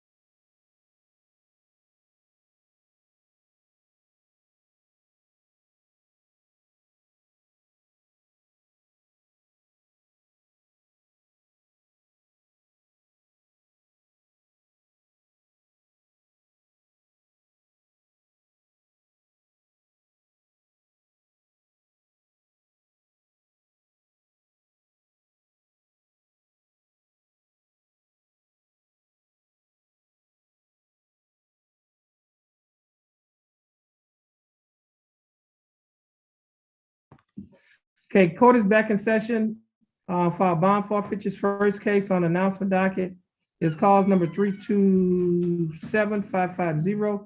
Case of style of state of Texas versus Jonathan Bernard Connor. Jonathan Connor was scheduled to be in court this morning at 9 a.m. for the court's announcement docket. At or about 9 a.m., the court's bailiff called Jonathan Connor's name at the courthouse door. Jonathan Connor did not answer. A reasonable time has, well, the time now is 1:14 p.m. on today's date. Mr. Bailiff, would you please call the name of Jonathan Connor?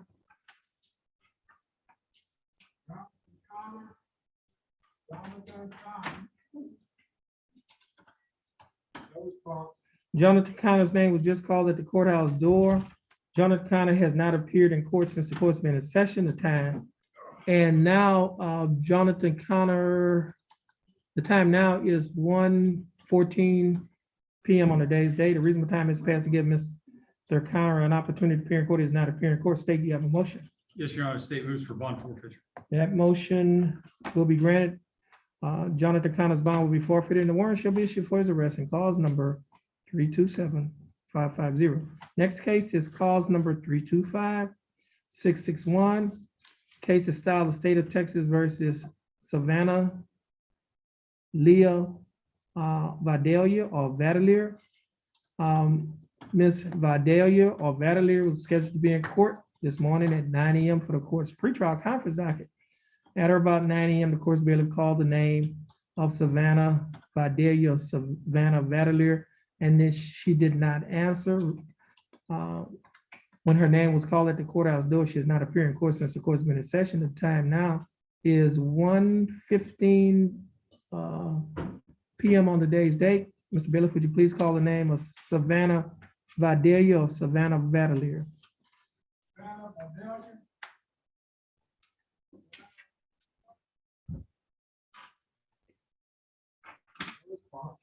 Savannah Vidalia, Savannah Vadalier's name was called at the courthouse door. She did not answer. Reasonable time has passed to give Ms. Vadalier or Ms. Vidalia an opportunity to appear in court. She is not appearing in court. State, you have a motion? Yes, Your Honor, state moves for bond forfeiture. That motion will be granted. Ms. Vidalia, Ms. Vadalier's bond will be forfeited and warrant should be issued for arrest. In cause number 325661. This will conclude the calling of the court's announcement docket, the trial conference docket, and the trial docket. All three dockets were scheduled at 9 a.m. on today's date of April 18 of 2022 at 9 a.m. in County Court of Law number 2 of Jefferson County, Texas. Judge Terrence Holmes presiding. Everyone